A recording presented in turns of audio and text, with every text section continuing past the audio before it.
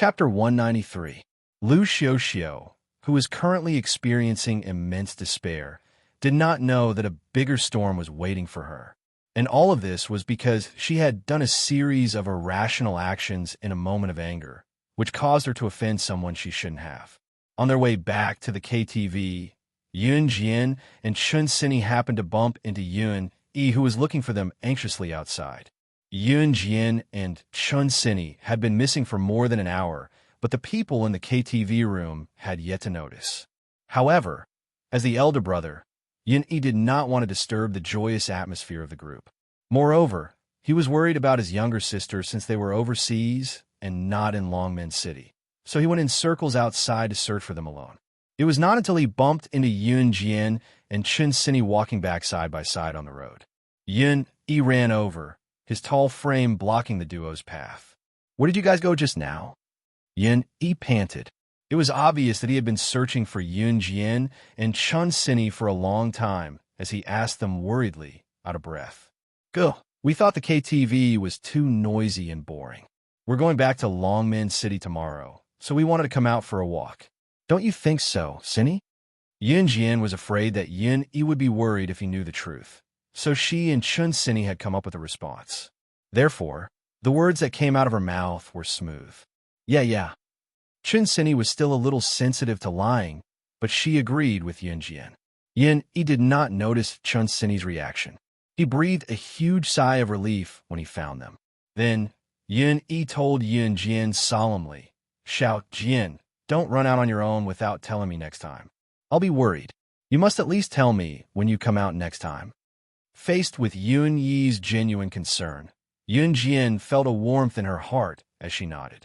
"I know, brother." Yun Yi nodded as well. Then, the three of them went back to the KTV. Lu Xiaoxiao did not return for the entire night. In spite of it, one could only imagine how pathetic Lu Xiaoxiao was. Until the next evening, when they took the plane back to Longmen City, Yun Jian and the rest did not see Lu Xiaoxiao again. Only Instructor Ding mentioned Lu Xiaoxiao briefly, saying that her parents had come to pick her up in the middle of the night. Since it had happened, the instructors could not say much.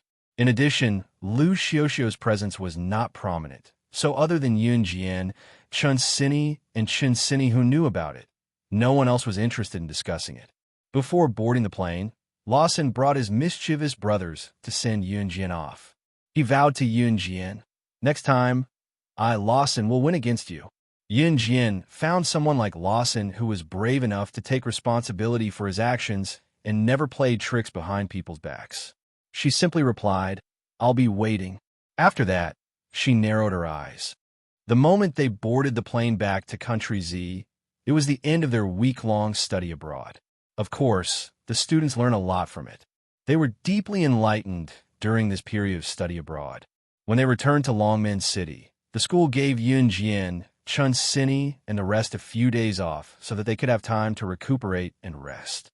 Hence, Yun Jian had been loitering in the military training camp and at home these days. At the same time, she quickly found Lu Haoze, the boy who knew that she had hypnotized him. Lu Haoze was a first-year student in a high school. Moreover, the high school he attended was the same as his cousin, Qin Fenger, who was in the same school. It was Friday at the entrance of Tanchi High School after school. Yun Jian stood at the school entrance with her arms crossed. Her pretty face and slender figure attracted many passers-by's attention. Chapter 194. Yun Jian watched as batch after batch of students walked out of the school gate with their heavy backpacks. She waited for about 5 minutes before a group of boys walked out of the school gate. Among the boys, there was a handsome and childlike boy who stood out the most. Lu Haoze, who was standing in the middle of the group, also couldn't help but look shy and childish. "Lu Haoze." Yun Jian walked over and waved at him. When Yun Jian called out, not only Lu Haoze, but also the group of unfamiliar boys next to him all looked at Yun Jian. Seeing that Yun Jian was a standard beauty, some of the more active boys started to tease Lu Haoze. "Yo, where did this little beauty come from?" "Lu Haoze, the little beauty is calling you. Why didn't you reply?" A tall and thin boy standing next to Lu Haoze teased him. Lu Haoze's cheeks instantly flushed red. He was so shy that even the tips of his ears turned red. He couldn't even say a word to explain himself. He only looked up at Yunjin for a moment, then quickly lowered his head and asked in a small voice, Why are you looking for me?" He definitely recognized Yunjin. Yunjin wasn't shy. She walked over and stood in front of Lu Haoze and the group of tall and thin boys. She said to Lu Haoze, "I'm looking for you. There's something." Lu Haoze immediately guessed that Yunjin was looking for him because he blurted out that Yunjin knew hypnotism last time. However, he became even more shy. The redness on his face was unavoidable. It had to be said that Lu Haoze was very shy. Yunjin felt that Lu Haoze was acting like this. Not only did she not despise him for blushing like a little girl, but she also felt that he was a little cute. This Lu Haoze was very similar to her little brother when she first met him in her previous life.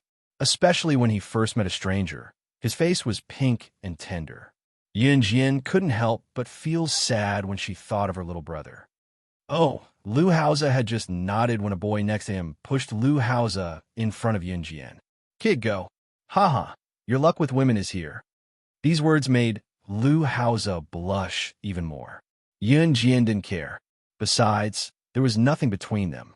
It was normal for puberty students to be entangled in the love between men and women. If a girl went to look for a boy, or a boy went to look for a girl, it would be seen as an unusual relationship. Although Yunjin was only 16 years old in her previous life, her mind was not as young as it was now. This was a feeling that only those who had lingered on the edge of life and death would deeply understand. In the end, Lu Haoze followed Yunjin to an empty corner. Yunjin looked at Lu Haoze, who lowered his head shyly and asked him directly, "You should know why I'm looking for you." Although Lu Haoze was a little shy, he was a smart child. He nodded and said, "Do you want to know how I can tell that you know hypnotism?" Lu Haoze spoke cautiously, but it had to be said that this child was very smart. Yunjin nodded. She curled her lips and revealed a charming smile. "That's right. So you can choose to tell me directly, or you can choose not to tell me. But even if you don't tell me, I will know." Other than the secret of the sandalwood box, there was nothing that she couldn't find out. Lu Haoze's slender fingers rubbed against each other for a long time. Finally, he gathered his courage and looked at Yunjin. "I choose to tell you that I also know hypnotism. This is a technique that has been passed down in my family for generations. We have never told outsiders. I saw that you also used hypnotism that day, so I couldn't control myself and shouted, because the hypnotism that you use seems to be very powerful. Even the most powerful elder in my family can't compare to 1/10 of you." Chapter 195. For some reason, when Yunjin heard Lu Haoze say that his family elder's old friend used the same hypnotism technique as her, she suddenly thought of the old man who taught her these skills in her previous life. She actually didn't know what that old man was called, where he came from, or where he was now. This matter had actually happened many years ago. When she met the old man in her previous life, she was only 10 years old. She unintentionally saved his life when she was 10 years old. In the next 2 years, the old man taught Yunjin everything he had learned throughout his life. However, he disappeared without a trace. But in Yunjin's heart, this old man was like her life's enlightenment mentor. Perhaps without this old man, she wouldn't have achieved what she had in her previous life. "Do you know where your elder's old friend is now?" Yunjin raised her eyebrows. Although her tone was as calm as usual, her heart was already in turmoil. She suspected that the old man was Lu Haoze's family elder's old friend. Lu Haoze slowly spoke under Yunjin's expectant gaze. In the end, he only shook his head apologetically and lowered his head. "I don't know." The sparkle in Yunjin's eyes dimmed as well. In her previous life, she used her power to find the old man, but it was as if the old man had never appeared in this world. He completely disappeared without a trace. But our family's elders might know something. Lu Haoze's next words reignited Yunjin's hope. "Really?" Yunjin stared at Lu Haoze's young face and asked. Lu Haoze's face turned red again. He said evasively, "Really? If you want to know, I can take you to see the elder of my family. However, he has gone to the countryside and won't be back for a while." When he comes back, I'll ask you to go find him. Okay, it's a deal. Yun Jian narrowed her eyes. Then, she loosened her eyebrows and looked at Lu Haoze with a faint smile. She continued, then let me formally introduce myself. I'm Yun Jian, a student of Longmen First Middle School's Grade 3 Class A. When your elder comes back, you can come to our school directly to find me. Lu Haoze nodded his head again, agreeing to it. What a shy child. Yun Jian touched her chin and couldn't help but sigh in her heart. Although Lu Haoze was older than Yun Jian treated him as a younger brother. A period of time, Yun Jian rested at home for a few days. She received news that Zhang Jifan's arrangement of the shop's renovation was coming to an end. This was much faster than planned. Once the shop's arrangements were completed, Yun Jian planned to officially start importing cars for sale. For the next few days, whenever there was a break, Yun Jian would strengthen her training in the military training camp. Since she had some free time this weekend, Yun Jian planned to accompany Qin Yuru to buy some winter clothes or cotton shoes for her. Qin Yuru's clothes were old and worn out. Who knew how many years these clothes had been worn? Even the color of the clothes had faded. Yun Jian claimed that she went out to do some temporary work when she was free. She said that she wanted to experience life better. Claiming that she had received her salary, she dragged Qin Yuru to a clothing store that was rather expensive but had nice and high-quality clothes to pick out some clothes. Chapter 196. Qin Yuru was comforted but melancholy at the same time. She blamed herself for not being able to give her son and daughter a decent life. In spite of it, seeing how filial her son and daughter were now, she could close her eyes in peace even if she were to die right now. Xiao Jian, I appreciate your kindness. I still have clothes to wear now. Keep the money for yourself. Qin Yuru pushed and shoved Yun Jian, but was eventually dragged into the clothing store. Mom, I earned this money. I can spend it however I want. Now that I'm buying clothes for you, you have to accept it even if you don't want to. Yun Jian pressed her lips into a smile and pulled Qin Yuru into the store. Yun Jian looked more like an ordinary, well-behaved girl who only knew how to be filial to her elders. Qin Yuru felt warm inside when she heard Yun Jian's words. Then I'll buy one piece of clothing. Just one piece, no more. Qin Yuru finally relented, afraid that Yun Jian would buy more clothes for her, so she spoke first. The interior of the clothing store was quite beautiful, but it was because of the store's decorations that people would think that the items in the store were not cheap. That was why Qin Yuru emphasized that she would only buy one piece of clothing. Just one set. One piece of clothing, a pair of pants, and a pair of shoes. I want you to wear the entire set of clothes I bought. That's the only way. Yun Jian snuggled up to Qin Yuru and shook her hand as she spoke coquettishly with a grin. You child.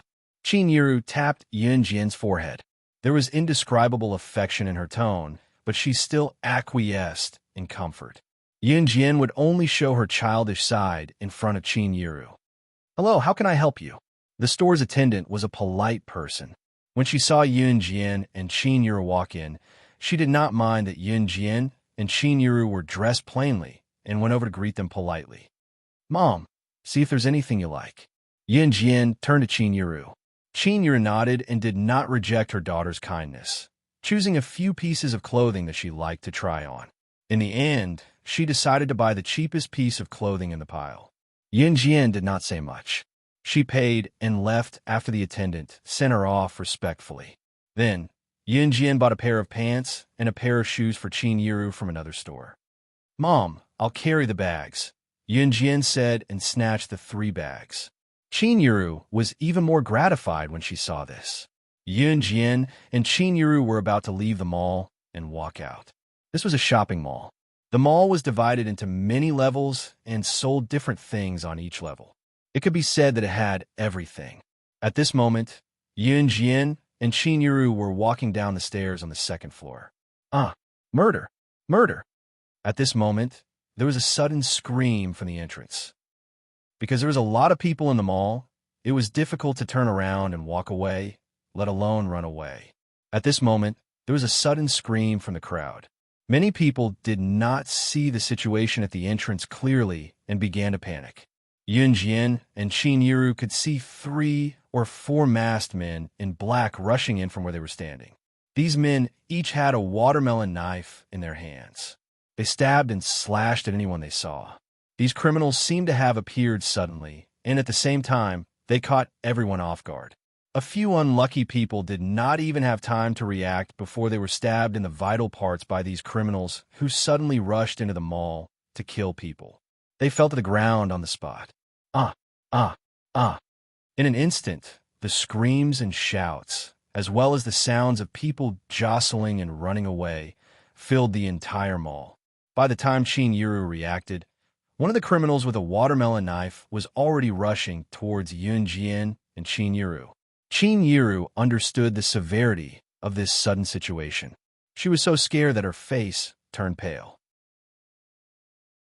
Chapter 197. Out of motherly instinct, the first thing that came to Chin-Yiru's mind when she was caught in such a dangerous situation was not that Yun-Jian's unusual skills could save her. It was that she wanted to save her daughter. Therefore, she instinctively pushed Yun-Jian away while she stood where she was. Even if she had to die, she had to buy time for her daughter to escape. The scene was already in a state of panic. Everyone was running away like headless flies. No one dared to stand up and fight with the criminals. Yun-Jian's docile gaze shifted abruptly as malice exploded in her eyes. Seeing that the criminal was about to stab Chin-Yiru, who was closest to him, with a long watermelon knife, Yun-Jian pulled Chin-Yiru behind her without a second thought. Chin-Yiru shrieked when she saw it. Xiaojian, no. She thought that Yun-Jian was going to take the knife for her. Chin-Yiru's shriek was soon drowned out by the chaotic screams. No one around them noticed the commotion as they were busy running for their lives.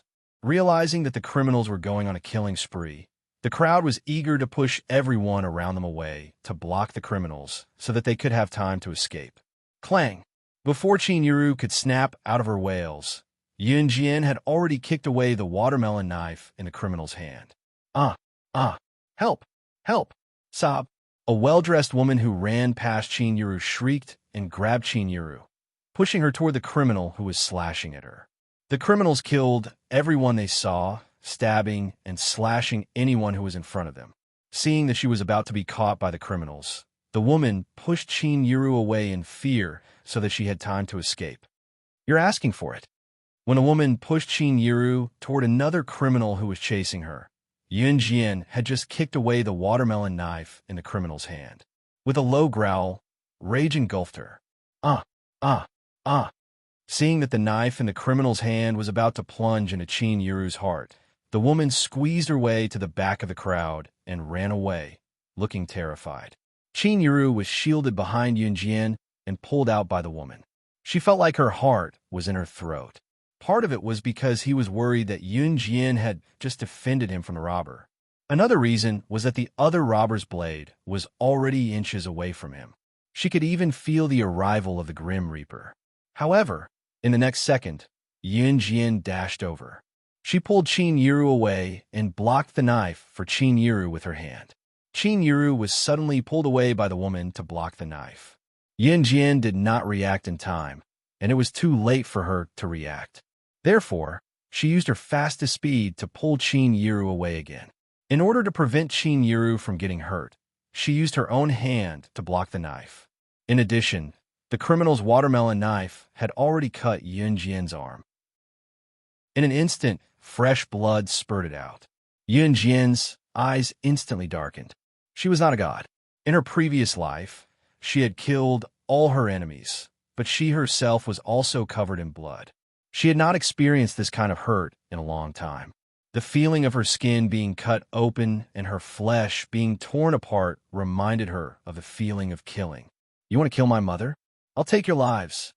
A murderous aura erupted from Yun-Jin's body. The blood that flowed from her arm dripped onto the ground, but she did not even look at it. She looked at the group of criminals with a murderous aura. At this moment, even the criminals who had killed until they were numb to it were all stunned. When the surrounding people who had run far away came back to their senses, they could see a young girl with blood flowing from her arm looking at the group of criminals with a murderous expression. Was she not afraid of this group of murderous criminals? Chapter 198. Xiao Jian. When Qin Yuru saw the blood flowing down Yun Jian's arm, she ran over in a panic, wanting to grab Yun Jian's arm to stop the bleeding. Yun Jian stopped her, shielding Qin Yuru behind her silently as she looked at the criminals who were all looking at her with watermelon knives in their hands. Those who were almost killed, but Yun Jian's situation had attracted the criminals' attention. All of them took the chance to escape madly. Within seconds, there was no one left on the first floor, except for the first few people who were killed on the ground and whose life or death situation was unknown. Since the mall only allowed entry and exit, meaning that there was only one entrance, the second, third, and fourth floors of the mall were crowded with people. It was not that these people were unwilling to leave. On the contrary, no one was willing to stay and watch the gory scene. In spite of it, none of them could escape. The only exit of the mall was now guarded by a group of murderous criminals. They could only squeeze upstairs with all their might, hoping to survive until the end and wait for the police to send someone to rescue them. Everyone was afraid that they would be caught and hacked to death by the criminals. Everyone was fearful in the face of death. From where they were trapped, they could see Yun Jian's fair and tender arm clearly. Blood dripped onto the floor from the knife wound, connecting with the ghastly pool of blood on the ground. The girl, however, did not seem to feel any pain as she allowed the blood to flow from her arm. It was a sight that sent chills down one's spine. A group of 4 masked criminals in black made a few hand gestures and went for Yun Jian with watermelon knives. It was obvious that this was a premeditated massacre. It was the peak hour of the mall, so there were many people walking around, to the point that it was crowded. The criminals had chosen to massacre people here because there were so many people here. One slash was enough to kill someone. The people here were all civilians. Even if someone was stabbed to death, no one dared to stop it because everyone was afraid that they would be killed. This fueled the criminals' desire to kill even more. Now, Yun Jian had appeared out of nowhere. She had kicked one of the criminals' watermelon knives away and pulled Qin Yuru to avoid another one stab. Judging by her skills just now, she was definitely not an ordinary person. Hence, the criminals went for Yun Jian. They didn't know that they were slashing the blade of the Grim Reaper. There was no return. Slap! Yun Jian narrowed her eyes. Keeping Qin Yuru within her protective range, she extended her leg and stomped the handle of the watermelon knife that had fallen to the ground from the thug she had just kicked away. The watermelon knife bounced off the ground due to the rebound force. Yun Jian reached out and caught the watermelon knife without even bending over. Xiao Jian! Xiao Jian! Qin Yuru called out in panic, as if realizing what Yun Jian was about to do. Splat! With the sound of a knife stabbing into flesh, the criminal closest to Yun Jian was stabbed to death by Yun Jian in the next second. Yun Jian, who had stabbed the criminal to death, did not panic like everyone had expected. On the contrary, she was calm as if she had just killed an ant. The other 3 criminals narrowed their eyes, but they still stabbed at Yun Jian with their watermelon knives. Swoosh, swoosh, swoosh. 3 sounds were heard, but the 3 criminals had yet to react. Yun Jian did not even move from her spot. The 3 criminals collapsed on the spot as their throats were slit by the watermelon knives that Yun Jian had flung out. Murder. This young lady had killed someone. She was so skilled. It was as if she had practiced it countless times. In spite of it, the people who witnessed the scene were not as frightened as they had expected. Instead, they breathed a sigh of relief. Chapter 199. In such a critical moment, no one dared to go against the criminals who were wielding watermelon knives. Everyone was thinking that it would be best for them to avoid the situation, but none of them considered that the criminals were not skilled in martial arts. Even if they were trained, there were only 4 of them. There were at least thousands of people who were running for their lives in the mall, if not tens of thousands. Among the thousands of people, there were plenty of men in the prime of their lives. However, no one dared to stand up against the criminals who were slaughtering innocent people.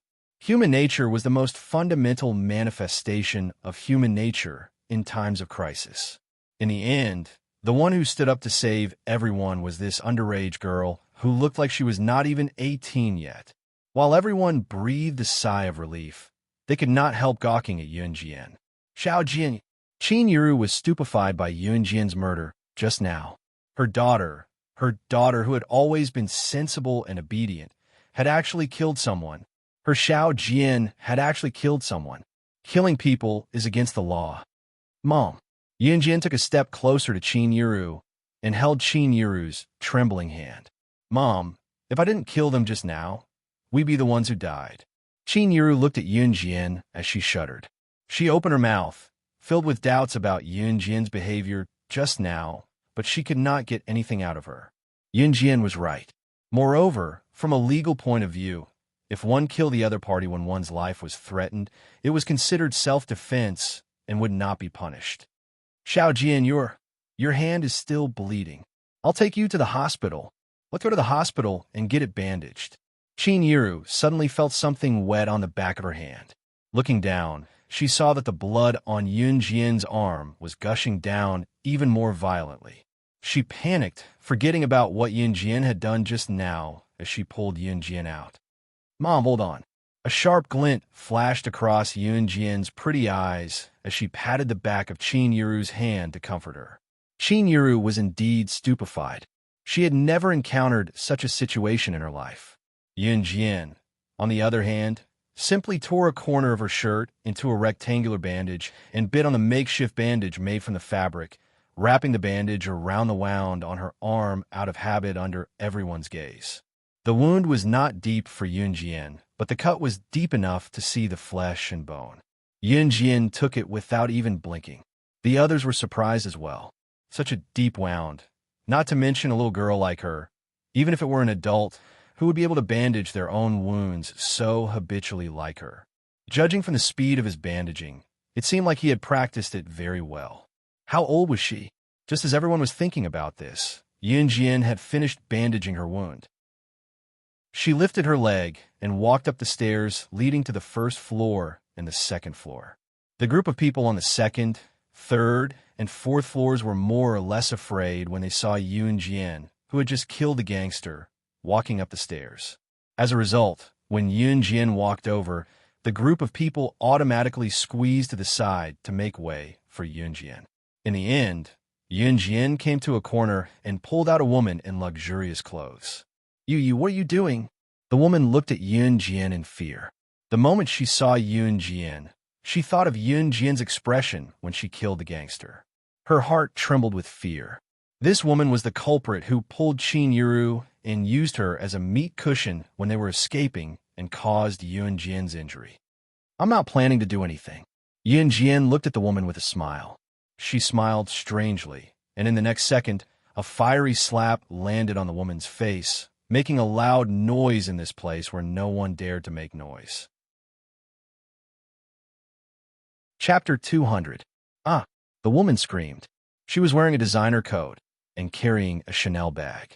It was obvious that she was from a wealthy family. At this moment, she was slapped by Yun Jian. Yun Jian's slap was not light. After the woman was slapped, she coughed violently. Something seemed to have fallen from her gums. The woman covered her mouth and coughed desperately. It was a white tooth. This woman's tooth was broken by Yun Jian. But seeing Yun Jian do this, the people present did not even dare to fart. This little girl had just killed someone. She had killed someone. Who would dare to interfere in this matter? My tooth. When the woman saw that it was her white tooth that was exposed in her hand, she felt dizzy and almost screamed and fainted. The woman raised her eyes and glared at Yun Jian fiercely. Then she insulted her. Who do you think you are? Do you know who I am? How dare you hit me? Although the woman was afraid that Yun Jian had just killed a few criminals, they were still criminals. They were criminals after all. If Yun Jian did not kill them, they would kill more innocent people. The woman really did not believe that Yun Jian would dare to kill her. Did she dare? Did she dare? Yun Jian ignored the woman's evil words. She looked at the woman in disgust and said to her, "This slap is for my mother."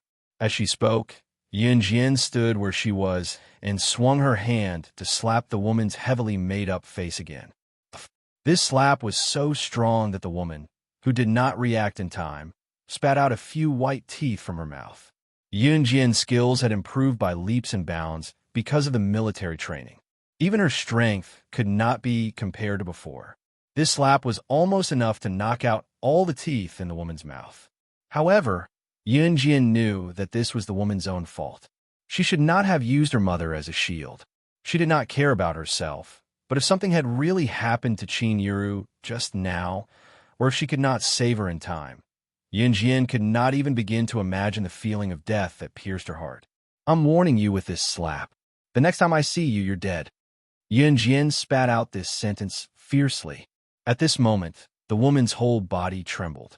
She was originally very aggressive, but at this moment, she didn't even dare to let out a fart.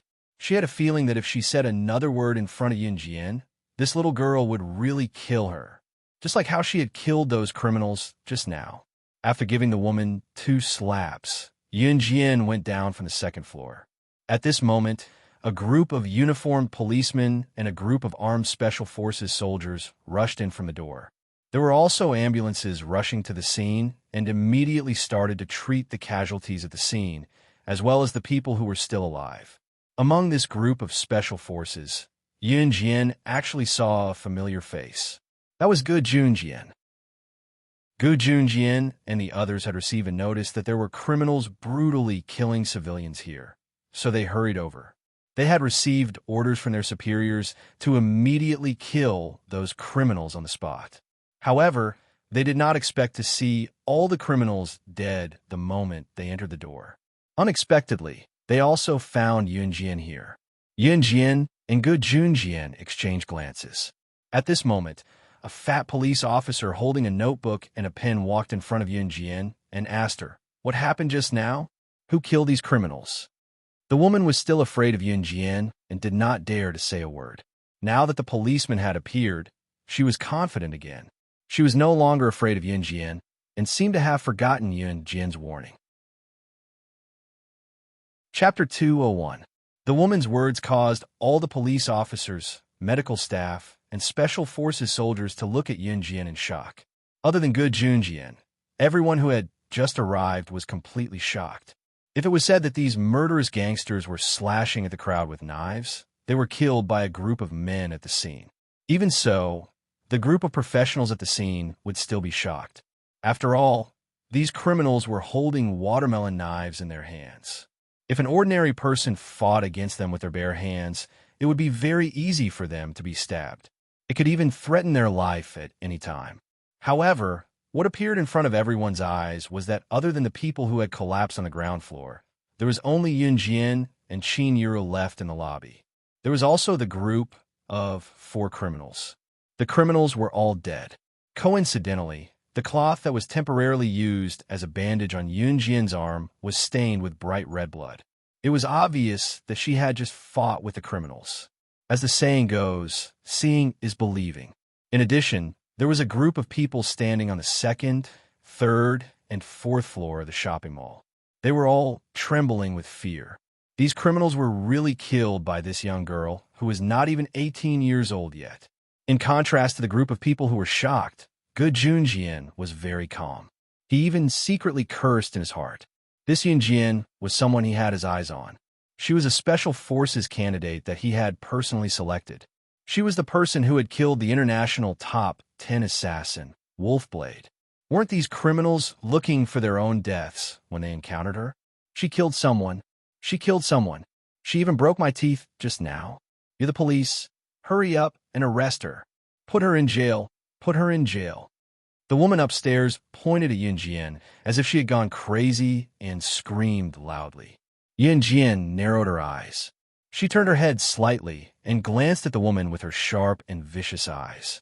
After the woman who was still screaming crazily received Yunjian's murderous gaze, her horrified voice immediately softened. Then, she shut her mouth and covered her broken teeth at the same time. Yunjian's gaze made her feel that if she said another word, Yunjian would dare to kill her even in front of the police. She was a demon. The woman shuddered in her heart. Cough, cough. The fat police officer raised the black pen in his hand and ordered Yunjian, "Little girl, it seems that you need to come with us." Xiao Jian. Qin Yuru grabbed Yunjian quickly and looked at the officer pleadingly. "Officer, can you let my daughter go to the hospital to treat her wound first?" Qin Yuru knew that they had to make a trip to the police station now that something like this had happened. Not only them, but all the witnesses present had to make a statement. However, Yunjian's wound was only bandaged with a simple cloth. She was only worried that her daughter's wound would become infected or continue to bleed. The fat police officer hesitated for a moment before finally nodding. All right, follow the medical staff to the hospital first. Qin Yuru thanked him gratefully. Thank you, officer. Thank you. All right, go quickly. The fat police officer waved his hand for Qin Yuru to bring Yunjian to the hospital first when he saw more blood stains on the cloth bandaged around Yunjian's arm. It was undeniable that the fat police officer was a kind-hearted person. After all, if Yunjian and Qin Yuru escaped or did not go to the police station, he would have to bear the responsibility. Yunjian, who came out of the hospital, had a new bandage on her arm and various ointments applied to it. Qin Yuru breathed a sigh of relief before they made their way to the police station. There were already a lot of people standing at the entrance of the police station. They were all witnesses of the crime scene. All of them still had lingering fears as they trembled when they made their statements in the police station. It was obvious that they had yet to recover from a shock. Chapter 202. When Gu Junjian saw Yunjian walking over with Qin Yuru, he glanced at the wound on her hand and asked, "Is your injury okay?" He had obviously heard from the other witnesses that Yunjian was injured because she was trying to save Qin Yuru. Otherwise, with Yunjian's skills, she would not have been injured at all. However, in that situation, Yunjian was able to save Qin Yuru from a knife that was inches away from her. Her skills were definitely top-notch. Just by listening to the witnesses, Gu Junjian knew that if he had been in Yunjian's shoes, even if he had used his own life to save Qin Yuru's life, or to push Qin Yuru away, he would not have been able to do so. Yunjian was indeed the person who had killed Wolfblade, who was ranked 10th on the assassin ranking. It's okay. Yunjian smiled lightly and introduced Qin Yuru to Gu Junjian. This is my mother. Oh. Gu Junjian looked at Qin Yuru curiously after hearing that. He saw that there was still a trace of lingering fear on her tired face. He just wanted to see who this woman was who could give birth to such an amazing daughter like Yunjian. Mother, this is the captain of the military special forces. Yunjian did not plan to hide anything as she pointed at Gu Junjian and immediately introduced him. She just did not point out that Gu Junjian was the captain of the Advanced Special Forces. Advanced Special Forces soldiers were different from ordinary Special Forces soldiers. The Advanced Special Forces that Gu Junjian was in was not only a team that directly belonged to the country, but more importantly, those who could enter the Advanced Special Forces were definitely influential figures in the country. Gu Junjian was the captain of such a powerful team. Even so, in Qin Yuru's eyes, Gu Junjian was already a big shot. Qin Yuru was puzzled as to why her daughter knew such a big shot. She couldn't help but greet Gu Junjian politely. Nice to meet you. Since it was someone her daughter knew, she could not refute Xiao Jian. Gu Junjian nodded. He also looked at Qin Yuru in a friendly manner and revealed a meaningful smile. Yes, nice to meet you. Your daughter is very outstanding. Gu Junjian sighed from the bottom of his heart. Qin Yuru was also stunned. You're here? It's your turn to give your statements. Come in. At this moment, the fat police officer saw that Yunjian and Qin Yuru had returned, so he walked over to greet them. As a result, their conversation ended abruptly, and Yunjian and Qin Yuru entered the police station. Gu Junjian followed them in as well. Gu Junjian was the captain of the Advanced Special Forces. His position was high, so he could enter and leave the police station freely. The process of recording Yunjian's statement was much more complicated than the other witnesses. After all, it was a fact that Yunjian had killed someone. It was unknown what Gu Junjian had told the police officers, but Yunjian left the station after giving her statement. She did not even have to deal with the tedious matters. Qin Yuru, who left the police station, was even more confused. She asked the same question she had just now. Xiao Jian, how do you know such a big shot like the Special Forces officer? Actually, Qin Yuru had many questions she wanted to ask. Why did her daughter change so much? Mom, actually, I've joined the Special Forces. I'm already a candidate for the Special Forces. Yunjin blinked and suddenly confessed when they walked past a deserted area with no one around. Chapter 203. W what? Xiao Jian, you've joined the Special Forces. Qin Yiru clutched her chest, stunned by the sudden news. Her eyes were trained on Yunjian as she exclaimed in a raised pitch. Since Yunjian had decided to come clean, there was no need for her to hide the truth anymore. She held Qin Yiru's hands and told her gently, "Mom, it's my own choice to join the Special Forces." Yunjian's words had almost cleared up all of Qin Yiru's doubts. It even made Qin Yiru think that Yunjian's sudden improvement in skills was due to her joining the Special Forces and training. Even Yunjian's swift killing of the thugs just now was the result of her training in the Special Forces. Qin Yiru felt like she had found the source of all her doubts, but at the same time, she could not accept it all of a sudden. Yunjian stood where she was, waiting for Qin Yiru to digest the truth.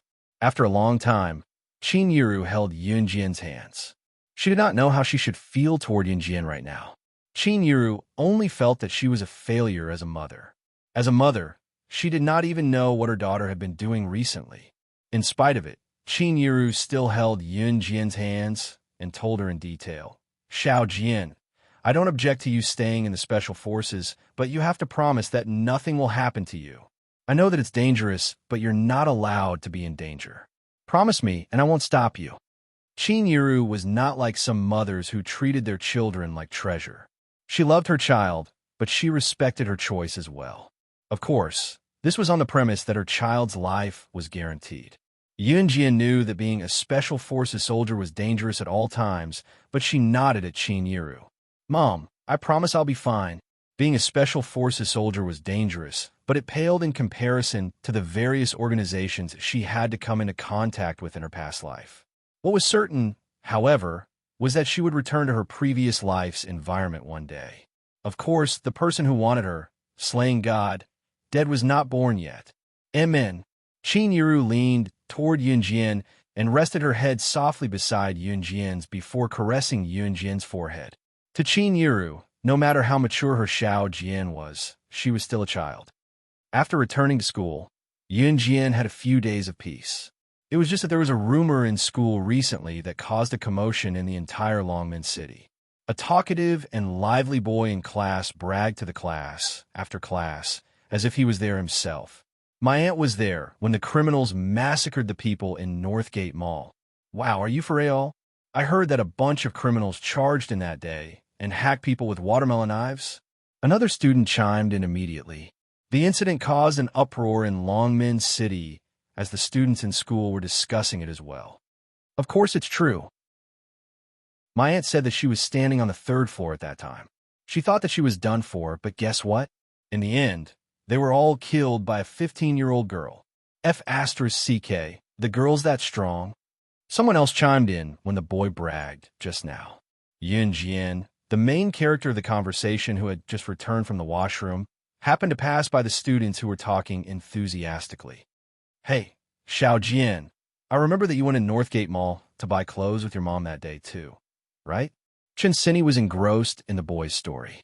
She suddenly recalled that Yunjian had told her that Yunjian had accompanied her mother to Northgate Mall to buy clothes, so she mentioned it.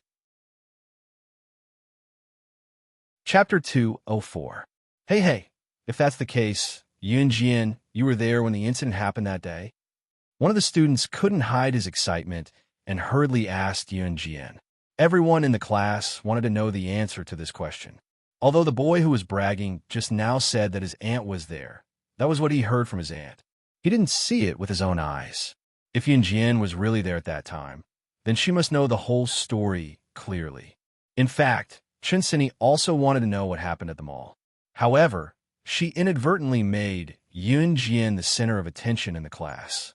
She winked at Yunjian apologetically. Yunjian was in a good mood at the moment. She smiled back at Chinsini and then looked into the pairs of expectant eyes in the class. She nodded and said, "That's right, I was there." "Then hurry up and tell us. What happened that day? Could it be that those criminals really died in the hands of a 15-year-old girl?" The student who couldn't hide his excitement asked Yunjian again, his eyes shining with fascination. Yunjian only smiled slightly. She pursed her lips and looked at the group of students who were especially curious about what happened that day. She raised her eyebrows and said, "If I said that I killed those criminals, would you believe me?" What? Hearing Yunjian's words, everyone present turned pale with fright. She was the one who killed the criminals in the legends? Opening their eyes again, Yunjian was indeed 15 or 16 years old. The girl who killed the criminals in the rumors was also around this age. Could it be that she really killed those criminals? Just kidding. In the next second, Yunjian dissolved the tense atmosphere at the scene. Yunjian's half-true and half-false words made the students present relax. However, if she really killed someone, how could she come back to school so quickly? Even if she didn't, she would be locked up by the police for a few days. The group of students immediately dispersed noisily. Chun Sini and Zhang Xiaofeng, on the other hand, ran over to surround Yunjian after the group left. "Jian, you must have killed those criminals, right?" Chun Sini went to Yunjian and asked softly. Zhang Xiaofeng, on the other hand, looked at Yunjian with admiration. Yunjian nodded subtly and looked at Zhang Xiaofeng, asking, "Did you train when I wasn't here?" "Yes, of course, master. I've been training very hard." Zhang Xiaofeng, who was called out, put away his deep admiration for Yunjian and flexed his muscles, gesturing at Yunjian in a funny way. Zhang Xiaofeng and Chun Sini were slowly getting used to Yunjian's unbelievable performance. After all, the two of them had witnessed enough of the things that had happened before. "So, master, when are you going to teach me something better?" Zhang Xiaofeng gestured again and went up to her with a grin. "We'll talk about it after you've mastered the chopstick throwing." Yunjian pressed her lips together slightly and smiled subtly. Chopstick throwing was a skill she had Zhang Xiaofeng practice. It was actually very simple. He placed an empty beer bottle on the ground and got Zhang Xiaofeng to toss the empty beer bottles in the distance with his chopsticks. Toss one beer bottle after another would count. The movement sounded simple, but when Zhang Xiaofeng practiced it more and could easily throw the chopsticks and empty beer bottles far away, his basic skill would be more or less there. Although the movement sounded simple, many moves were closely related to it. Especially when it came to firearms, aiming was the most important point. Just like chopstick throwing, one throw and one go in would be accurate, while a gun required one to aim and shoot. Chapter 205. Oh, Zhang Xiaofeng was disappointed when he heard that he had to practice throwing chopsticks again. However, he understood that the basics were not something that could be learned overnight. Hence, he started thinking about how to improve the accuracy of his chopstick throwing. Chun Sini made a funny face in the direction where Zhang Xiaofeng was walking. Then, she turned around and looked at Yunjian with a smile. She stuck out her tongue and looked extremely cute. Coincidentally, the bell rang to signal the start of class. Thus, the group of students who had gathered together to gossip about various trivial matters returned to their seats. The teacher quickly carried a stack of textbooks into the classroom. Yunjian lived a comfortable life again. Now that Qin Yuru knew that she was training at the military training camp, she could go to the camp openly on the weekends. At this moment, it was not long before her first mission in a month. Today, Yunjian was sweating profusely from the high-difficulty training. After returning from the military training camp with Chu Ning and the rest, they agreed to go to a high-class clubhouse to party for a while. However, they were stopped by a high-class sports car. Seeing the person in the car, Yunjian frowned deeply. Yunjian knew the person in the car. She had met him once after her rebirth. This person was one of the 4 leaders of the Enhan organization, Shueing. Shueing was Si Yi's subordinate. Logically speaking, Shueing should not know her since she had been reborn.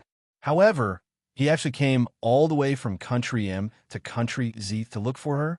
What did this mean? "Who are you? Can you move the car? You're blocking our way," Chu Ning said when she saw Shueing suddenly driving a sports car in the middle of the road. It was normal for her to say this. After all, this was a pedestrian area. Shueing deliberately drove the car, here, to block their way. Of course, Chuning did not know that Yunjian knew Shuang. Hence, she said this. I'm looking for her. Shuang frowned slightly. His slender finger pointed in the direction of Yunjian, and an innate murderous aura shocked everyone present. The 4 leaders of the Enhan organization were all handsome and dashing, and they were all quite young. This was what Yunjian knew. I know him. Yunjian remained silent for 2 seconds before speaking to Chuning and the others. Why don't you guys leave first? I won't be going to the party. Yunjian knew that Shuang wouldn't come looking for her for no reason. Furthermore, it had been a long time since C.E. went to the ancient tomb, and there was still no news of her. Hence, she spoke to Chuning and the others. Ah, you're not going? Chuning muttered, then pursed her lips and said, all right. Yunjian nodded and got into Shuang's sports car. Shuang drove the sports car into the distance. Finally, it stopped at a quiet and deserted place. Did something happen to him? Yunjian didn't wait for Shuang to speak and asked hurriedly. She didn't even notice the nervousness in her voice. Shuang frowned and nodded at Yunjian. Then he said, Young Master entered the ancient tomb in the south with Adam and Immo Senator not long after. We lost contact with him. Our communication device was cut off. We can't contact him. Shuang sounded serious and nervous when he said this. How long has he been in the ancient tomb? Yunjian didn't care why Shuang came looking for her after C.E. went missing. She asked hurriedly. About 10 days. They prepared food when they went in. But if they don't come out after a long time, I'm afraid. Shuang didn't continue. However, even Shuang, one of the 4 leaders of an Hun organization, was so serious. Yunjian knew that this matter was serious. The sandalwood box and the ancient tomb in the south. What secrets did it hold? She gritted her teeth, paused, and said to Shuang, I'll go back and prepare. Do you want to go to the ancient tomb with me? Chapter 206. Shuang frowned. He looked at Yunjian and said, I have to stay in the organization. See, he had told him before that even if something happened to him, Shuang had to stay in the organization in case someone took advantage of the situation. Actually, Shuang did not come to Yunjian because of C.E.'s instructions. He knew that C.E. had no intention of hiding anything from Yunjian. A woman that could catch the eye of his young master would naturally not be an ordinary person. That was why Shuang came to Yunjian to ask for help. And obviously, Yunjian did not disappoint Shuang. At this moment, Shuang suddenly felt that Yunjian and his young master were a perfect match. Okay, Yunjian nodded. Yunjian naturally knew what Shuang meant. He had to stay in the Enhan organization because the Enhan organization was similar to the Kosha mercenaries. Once all the leaders were not in the organization, those who were hiding in the dark would take action at any time. Yunjian did not expect herself to go to the southern country so suddenly. But when she heard that something had happened to C.E., she could not sit still. A muffled voice in her heart told her that she had to find him. If he was alive, she had to see him. If he was dead, she had to see his corpse. When Yunjian came back to her senses, she had already driven her LaFerrari sports car to Country A. Country A, which was the southern country, was the location of the ancient tomb where the sandalwood box was excavated. As for the few days that she disappeared, she asked Gajunjian to lie to Qin Yiru on her behalf. She lied that the army wanted to train the group of special forces candidates better and that they would undergo long-term closed training. Even the school had reported it. Yunjian took the detail map that she got from Shuang and drove her car at the speed of light. She did not drive to Country Z. Instead, she parked her car at the provincial airport and bought a ticket to Country A. It was already 4 o'clock in the afternoon when the ancient tomb of the sandalwood box was excavated in Country A, which was a relatively poor country. She rushed to the ancient tomb without stopping. The ancient tomb was located in a deep ravine. When Yunjian arrived, she could see many tents set up around it. Yunjian carried a lot of things she had prepared in advance and was about to enter the tomb. Little girl, wait. Suddenly, a deep voice stopped Yunjian in her tracks. Yunjian turned around to look. He saw a solemn middle-aged man standing in front of him. This man held a lot of archaeological equipment in his hands and wore a pair of glasses on the bridge of his nose. Looking at the group of people standing behind the middle-aged man, as well as their attire and appearance, there was no doubt that they were an archaeological team. The appearance of the sandalwood box and the rumor that the ancient tomb was only accessible attracted experts and scholars from all over the world, as well as archaeologists. Even famous figures from all over the world came one after another. However, not many people entered the tomb. There was even a large group of people from all over the world stationed here, but very few actually dared to enter the tomb. Naturally, he was afraid that once he entered the tomb, he would not be able to come out. It was just like the previous few batches of people who entered the tomb and never came out again. Just now, the middle-aged man called out to Yunjian in Chinese, so it was obvious that he was from Country Z. However, the middle-aged man looked at Yunjian and asked, "Little girl, you are from Country Z, right?" Yunjian nodded slightly. Chapter 207. The Flying Dragon Archaeological Team enjoyed a great reputation in Country Z. Even some people who weren't in the circle knew about them. Yu Bufan and the group of people behind him were the members of the mysterious Flying Dragon Archaeological Team. Although Yunjian wasn't in the circle, she had heard about the Flying Dragon Archaeological Team. She nodded at Yu Bufan and said, "That's right. I want to enter the tomb." When Yunjian said this, not only Yu Bufan, but also the group of teammates behind him gasped. Did this little girl not know about the situation here, or what? She actually said that she wanted to enter the tomb in such a relaxed tone. Didn't she know about the rumor of only entering and not leaving in the ancient tomb?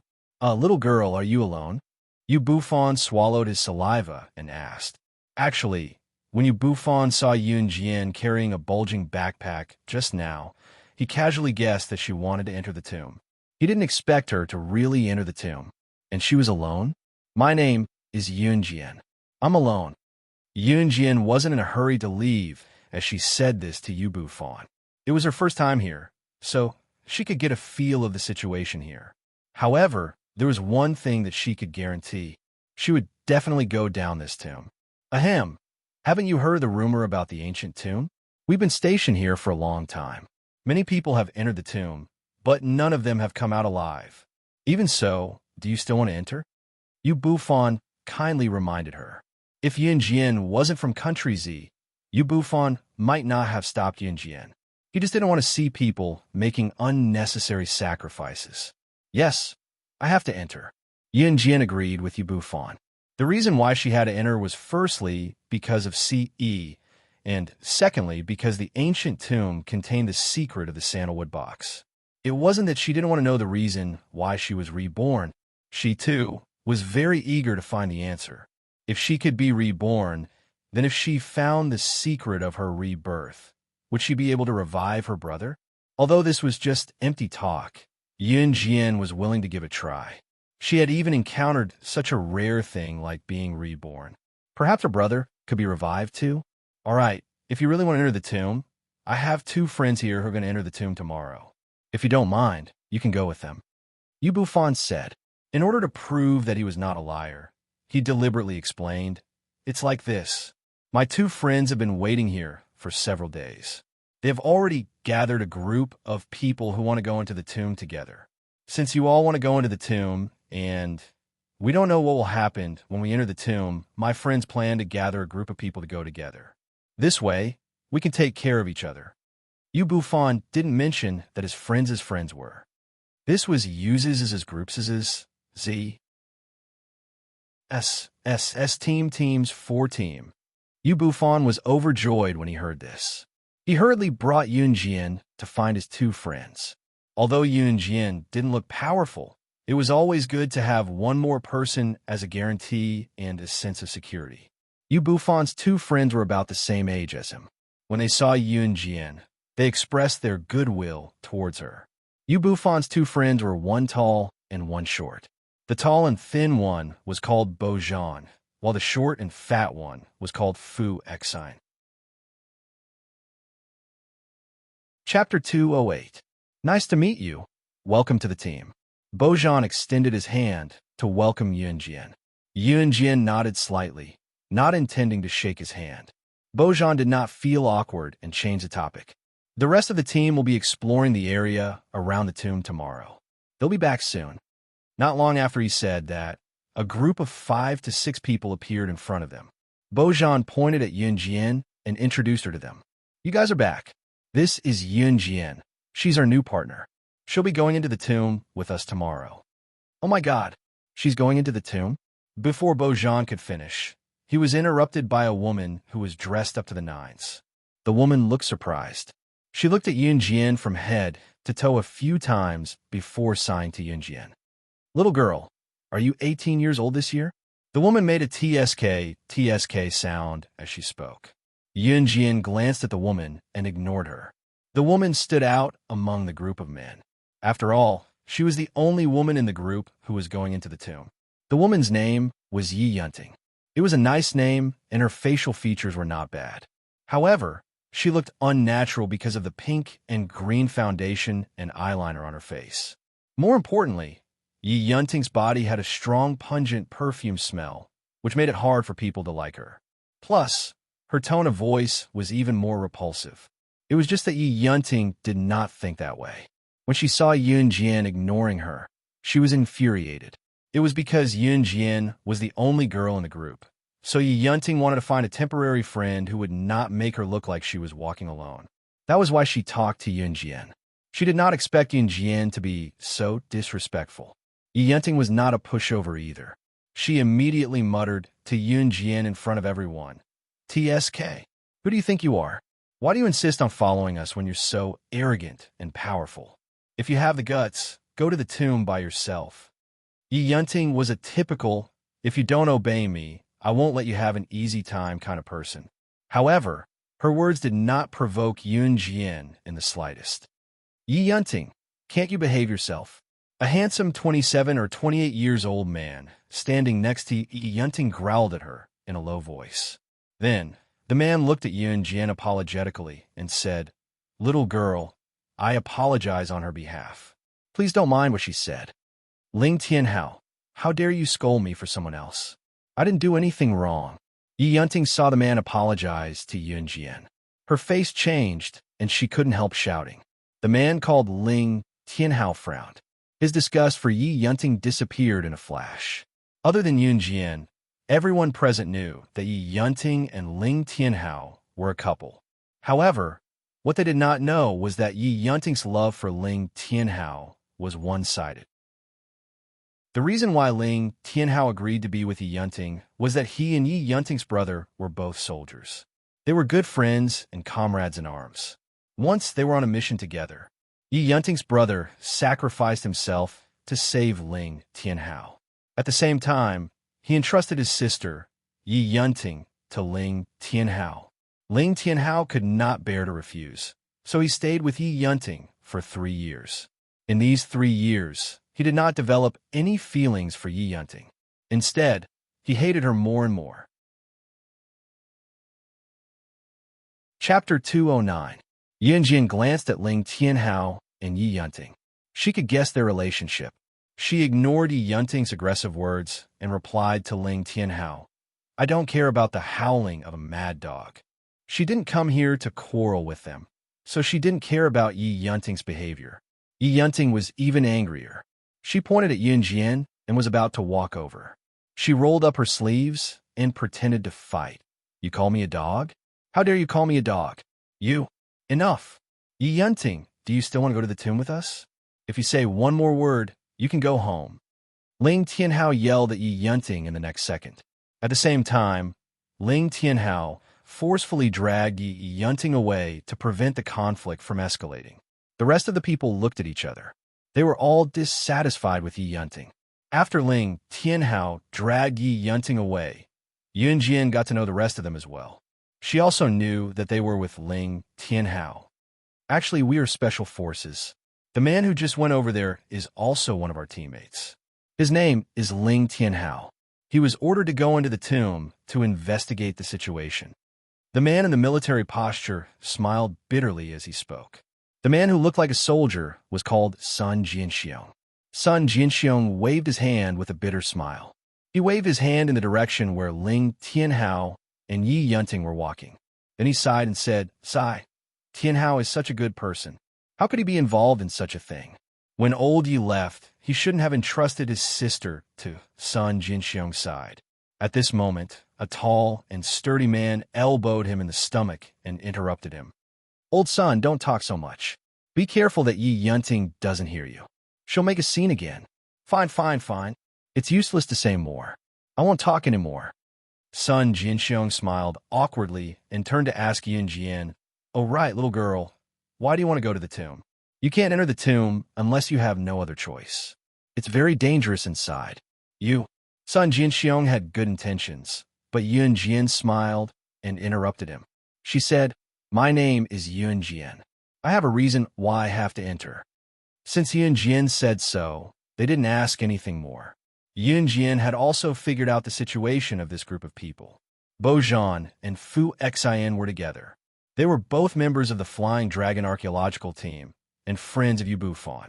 The two of them heard that the tomb was dangerous, so they gathered people to go down the tomb with them. That was how they met Ling Tianhao, Sun Jinxiong, and the others. Other than Yi Yunting, who was forced to come along, Ling Tianhao and the others were members of a special force from Z Country. They were going into the tomb to carry out their mission. Yun Jian knew that there were many special forces in Country Z, but not many of them could be classified as advanced special forces. As for whether they were related to Gu Junjian, there was nothing to say. Yi Yunting and Ling Tianhao came back when the sky was dark. She didn't know how Ling Tianhao comforted Yi Yunting, but both of them had calmed down by the time they came back. They set up a tent for Yun Jian and then went to pack their things. These things were naturally necessary for the trip to the tomb the next day. Yun Jian also took out the things in her backpack and counted them. "Hey, look, there's another car coming."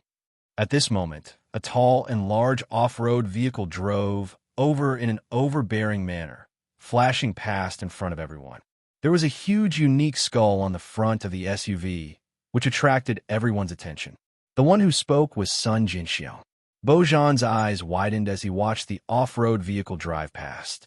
He was currently pointing at the SUV's tracks and exclaiming softly, Isn't that Gu Sha mercenary's car?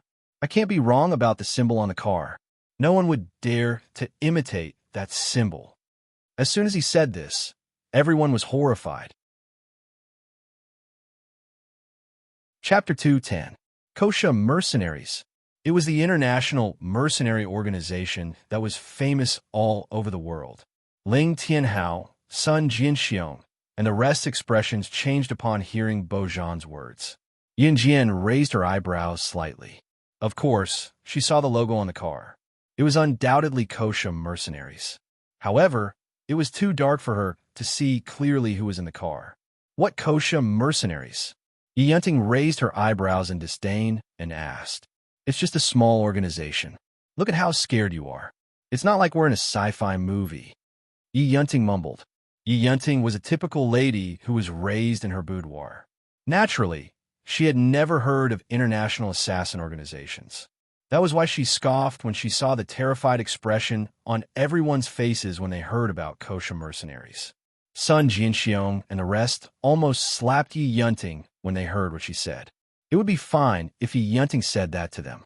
If she said that in front of Kosha Mercenaries, not only would she die, but all of them would die with her. Yi Yunting, shut up. It was the first time Sun Jinxiong yelled at Yi Yunting, who had nothing to do with him. Kosha Mercenaries. We can't afford to offend them. Yi Yunting, you better restrain yourself. Otherwise, you don't have to come with us. Even the usually calm Fu Xian threatened Yi Yunting. With that, no one gave Yi Yunting an explanation. However, Yi Yunting really shut her mouth after hearing what everyone said. She was really afraid that Bo Zhan and Fu Xian would refuse to bring her along. Even if Ling Tianhao wanted to bring her along, there was nothing he could do. However, Yi Yunting did not stop there. She could not help but grit her teeth in grievance. What Kosha Mercenaries? How could they be so powerful? Haha, she did not believe it. Everyone, pack up and rest early. We'll enter the tomb tomorrow morning. Bojan said with a frown. After everyone heard this, they immediately dispersed. Yunjian, on the other hand, only slightly hid her lip gloss. She didn't know who from the kosher mercenaries was sitting in the off-road vehicle. Perhaps he would be able to meet them after entering the tomb. Therefore, Yunjian went back to the tent after checking the things in the bag. He had a dreamless night. The next day, at 4 or 5 o'clock, autumn turned to winter. The sun had not risen yet, and the sky was pitch black. Yunjian turned over and got out of bed. By the time Bojan and the rest woke up, Yunjian was already done with her morning training and had put on all her equipment. "Let's gather and depart," Bojan said once everyone was awake. Bojan then bade farewell to Yu Bufan and the rest, and the group headed towards the ancient tomb. Yunjian walked at the back of the group. She had been observing the surroundings along the way. When they arrived at the entrance of the tomb, it was already 8:30 in the morning. What appeared in front of them was a dried-up well. When the ancient tomb was excavated, it was found in a dried-up well. Therefore, there was only one way to enter the tomb, and that was to go down this deep dried-up well. "Who's going first?" Bojan asked after tying the rope. "Enchanting, since you're so good, why don't you go first?" Sun Jianxiong suggested as he saw that Enchanting was unhappy. I. Enchanting shuddered violently. She looked at the dried-up well fearfully and took 2 steps back. Of course, she would not be the first to enter the tomb. Suddenly, she had an idea and pointed at Yunjian. "You're the last to join us. Of course you should go first." The first person to enter the tomb might accidentally trigger the mechanism, so Yunting would rather die than be the first to enter. "I'll go first," Bojan said. "I'll go first." Yunjian's eyes flickered. She walked over and pulled the rope. Without any hesitation, she stood in front of the dried-up well and jumped in swiftly. Everyone was stunned as well. After all, the warning that no one who enters the tomb will survive was still there. Who could guarantee that those who entered the tomb would not be killed on the spot by the mechanism? Chapter 211. Although that was what everyone thought, after Yunjian, Bojan led them into the tomb one by one. Yunting was pushed into the well by Ling Tianhao. She wanted to give up when she saw how deep the well was. However, Ling Tianhao pulled her down mercilessly, and she followed suit. At the same time, Yunjian turned on the flashlight as she was the first to enter the tomb. She looked around and found that there was a secret passage at the bottom of the well. She raised her head and looked at the top of the well, but all she saw was darkness. Even the sun couldn't shine through. She could not even see Bojan and the rest who were standing outside the well, let alone hear their voices. It was very strange. However, Yunjian did not have to wait long before Bojan and the rest came down one by one. "How is it? Is there a way out?" Bojan asked Yunjian after he came down. At the same time, he was fiddling with the communicator in his hand. The signal was full. "There's only one way." Yunjian pointed at the only passage in front of them and said, "They're all down. Let's go then." Bojan turned on the flashlight he had prepared and let Yunjian keep hers while he led the way. Yunjian did not intend to stand out. She turned off the flashlight and followed behind Bojan. Are we really leaving? This place is so dark, and it's so narrow and small." Yunting swallowed her saliva in fear and looked around cautiously. "Now you know how to be afraid. You insisted on following us and said you were not afraid of anything. Now, you know how to be afraid? It's too late." Sun Jianxiong could not stand it and rebuked Yunting. "All right, stop talking. Let's keep up." Ling Tianhao mediated in time. He did not wait for Yunting and followed the group. Yunting saw that Ling Tianhao had left and quickly followed. The secret passage was very narrow and small. It was only enough for one person to walk through with a bent back. It was difficult for people who were too big to walk. Although Fu Xan was fat, it was not to the point where it was strenuous for him. "Stay close." Bojan took the lead and instructed the people behind him as he heard the sound of wind blowing. The ground was covered with a thick layer of mud. Along the way, there were many footprints on the mud. Obviously, there were many people who had entered the tomb, but none of the footprints led to the outside. After walking for about 10 minutes, Yunjian found that the deeper they went, the wider the narrow, secret passage became. In the end, not only were they able to stand up straight, they could even feel the vastness in their arms. Wait, there's no way out. At the end of the journey, Beaujean realized that he was surrounded by walls made of mud and rocks. There was no longer a path to continue moving forward. What? Wasn't this the only entrance? How could there be no road just like that? Did you guys go the wrong way? You're leading the way.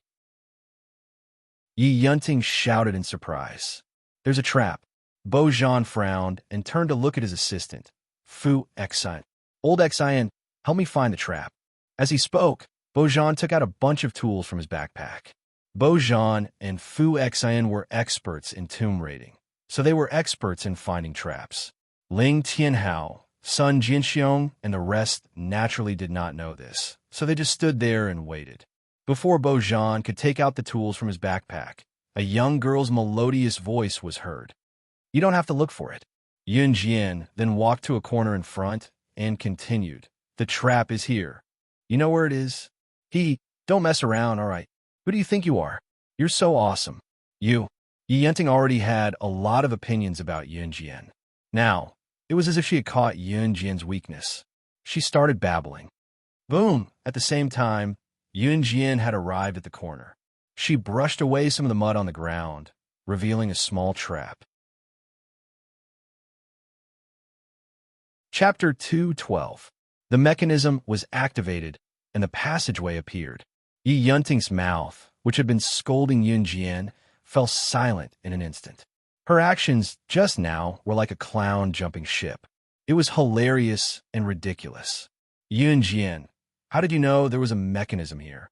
Beaujean was the first to ask Yun Jian. There was still a trace of surprise and astonishment on his face. The soil here shows signs of loosening. Someone must have opened the mechanism before us. It's not hard to find it.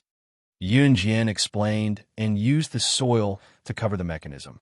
If someone had opened the mechanism before, why did you cover it up? Also, why did you cover it up too? Ling Tianhao asked, puzzled. Those who came here naturally didn't want anyone to enter the tomb before them and fight with them for the treasures in the tomb. Yun Jian grinned, revealing a row of white teeth. She smiled gently and explained, me too. Actually, that was not the reason why she covered the mechanism up. Beaujean and Fu Xian were both expert grave robbers and experts in studying all kinds of mechanisms in tombs. Although both of them heard Yun Jian's answer, they were still secretly shocked. The mechanisms in the tomb were all interconnected.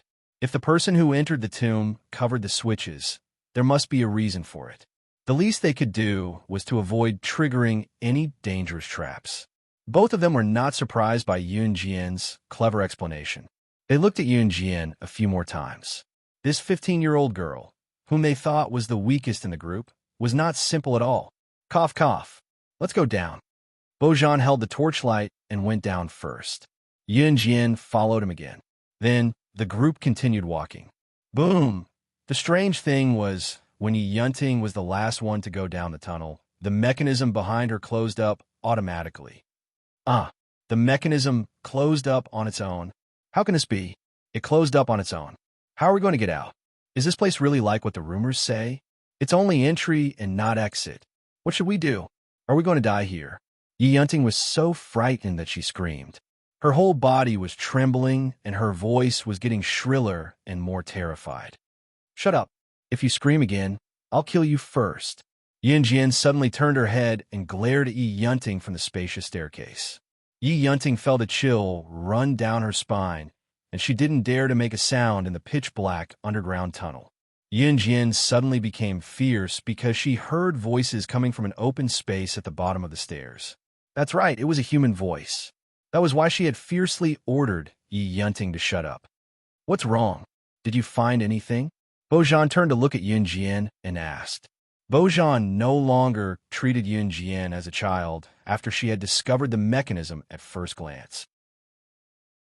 Although the mechanism was eye-catching, even Beaujean, a famous tomb raider, could not spot it at first glance.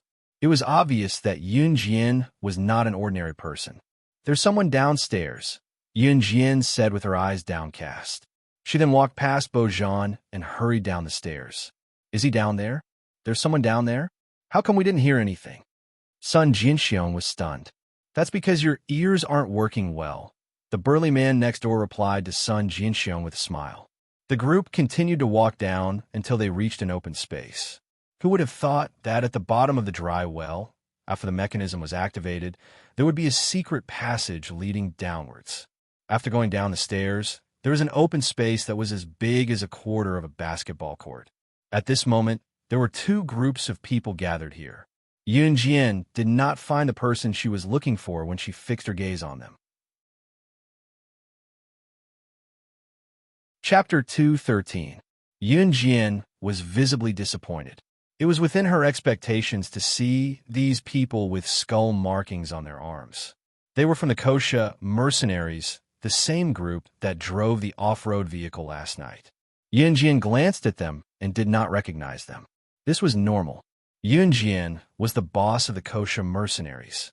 Other than Snake, Lizard, Tiger, Leopard, and some high-ranking members of the Kosha mercenaries, she did not know any of the other members in her past life. Just like Su Zetian, he was the mafia boss of Longmen City, and his status in Longmen City was unquestionable. However, he might not even be ranked in the Kosha mercenaries, let alone be recognized by Yun Jian. It was a fact that these people were from the Kosha mercenaries with the skull markings on their arms. However, it was certain that they were not high-ranking members. As for the other group of people, they were all burly men in their prime. Their identities and origins were unknown. In contrast to Yun Jian, the other group of people, as well as Bo Zhan and the rest, paled when they saw the Kosha mercenaries with skull markings on their arms. They had actually bumped into the Kosha mercenaries. Tisk TSK. How lively. At this moment, the man standing at the front with the skull imprint on his arm laughed twice, and his sharp eyes turned fierce. This man was a member of the Kosha mercenaries, codenamed Bear. Might. Every member of the Kosha mercenaries had their own code names and did not reveal their real names. Bear. Might was not a high-ranking member of the Kosha mercenaries, nor was he on the top of the list. However, he could still be ranked in the top 99 of the Kosha mercenaries. This was enough for him to be arrogant in the underworld. Every member of the Kosha mercenaries would be ranked according to their ability. Usually, the top 20 would be occupied by the high-ranking members, while the top 50 would be the super elites of the Kosha mercenaries. Those who could be ranked in the top 100 of the Kosha mercenaries could already be arrogant in the underworld. Even someone like Su Zetian could only be ranked in the tens of thousands of the Kosha mercenaries. One could only imagine Bear. Might's status. As long as he did not encounter any terrifying characters, it was enough for him to show off. Where you guys from? Bear. Might swept his gaze across the crowd, his murderous aura making everyone lower their heads as they trembled in fear. Even Bo Zhan and Fu Xin had to soften their stance under Bear. Might's oppression. But at this moment, Yi Yunting's desperate voice sounded again. They're from the Kosha mercenaries. I think they're no big deal. They're all humans with a pair of eyes, a nose, and a mouth. Yi Yunting had been suppressing her anger and had nowhere to vent it. Seeing how everyone was so fearful of this Gusha mercenaries man, she had forgotten all about Sun Jinxiong, Fu Xin, and the rest warning to her. In order to stand out and be the center of attention, Yi Yunting spoke up. Yun Jian narrowed her eyes and stood at the side in silence. Bear. Might's cheerful expression darkened instantly after he heard Yi Yunting's belittling. Although he was arrogant, he could not bear to see others bad-mouthing the Kosha mercenaries. He immediately took out a Browning pistol from his pocket and pointed it at Yi Yunting, roaring, F***CKU, how dare you insult the dignity of the Kosha mercenaries? Bo Zhan and the rest gasped at the sight of Bear, Might taking out his pistol in a fit of rage. Everyone was cursing Yi Yunting for being blind and regretting agreeing to let such a foolish woman like Yi Yunting join them. Yi Yunting was so frightened that she knelt on the ground. When she saw the shiny pistol in Bear Might's hand, she was so scared that she was on the verge of collapsing. She finally understood that the few words she had casually said had brought disaster upon herself. A gun. Gun. Yi Yunting's expression changed, and she stepped back. How dare you insult the Kosha mercenaries? I'll send you all to hell with this bitch. Bear. Might reloaded the gun domineeringly and glared at Yun Jian, Bo Zhan, Fu Exant, Ling Tianhao, and the rest. If Yi Yunting said something wrong, it would implicate everyone else. This was the reason why everyone was afraid of offending the Kosha mercenaries. Chapter 214. Just when everyone was frightened by the scene in front of them and thought that they were all going to die because of that B***TCH Yi Yunting, a gentle voice came from behind them. A light female voice was heard. It's up to you whether you want to kill Yi Yunting or not, but don't even think about touching the others. Yun Jian looked at Bear. Might and stared straight at him. She was not intimidated by his aura at all. Bo Zhan and the rest were indeed no match for Bear. Bear. Might was also an assassin, although he was not ranked on the international assassin chart.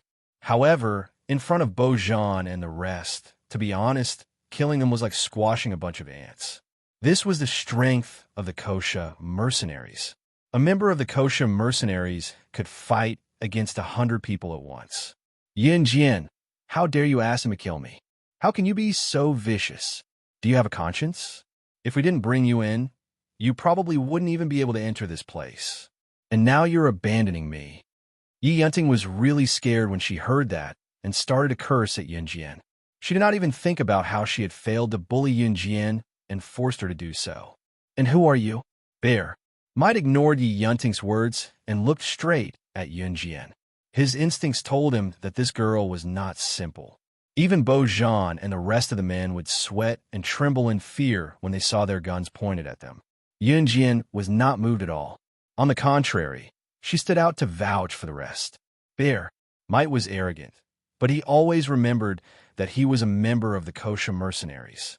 How could Bear, Might, who was able to squeeze into the top 100 of the Kosha mercenaries, be a decisive person who would kill without knowing the background of the other party? If that was the case, he would not have survived until now. We are not enemies. Yun Jian narrowed her eyes and looked at Bear. Might from the side and replied. After saying that, she turned around and walked towards Yi Yunting under everyone's gazes. What are you doing? Yi Yunting took 2 steps back, looking at Yun Jian, who was walking toward her with a menacing aura. Yi Yunting retreated step by step until she reached a corner and could no longer retreat. Has anyone ever told you that you can't afford to offend the Kosha mercenaries? Yun Jian gave a sinister smile. It was extremely creepy. Yi Yunting backed away in fear, shaking her head as she looked at the shiny gun in Bear. Might's hand and cried out fearfully, I'm wrong. I'm really wrong. Yun Jian, plead for mercy for me. Save me, I can't die. Yi Yunting thought that Yun Jian was planning to sacrifice herself to protect herself and the others. Of course.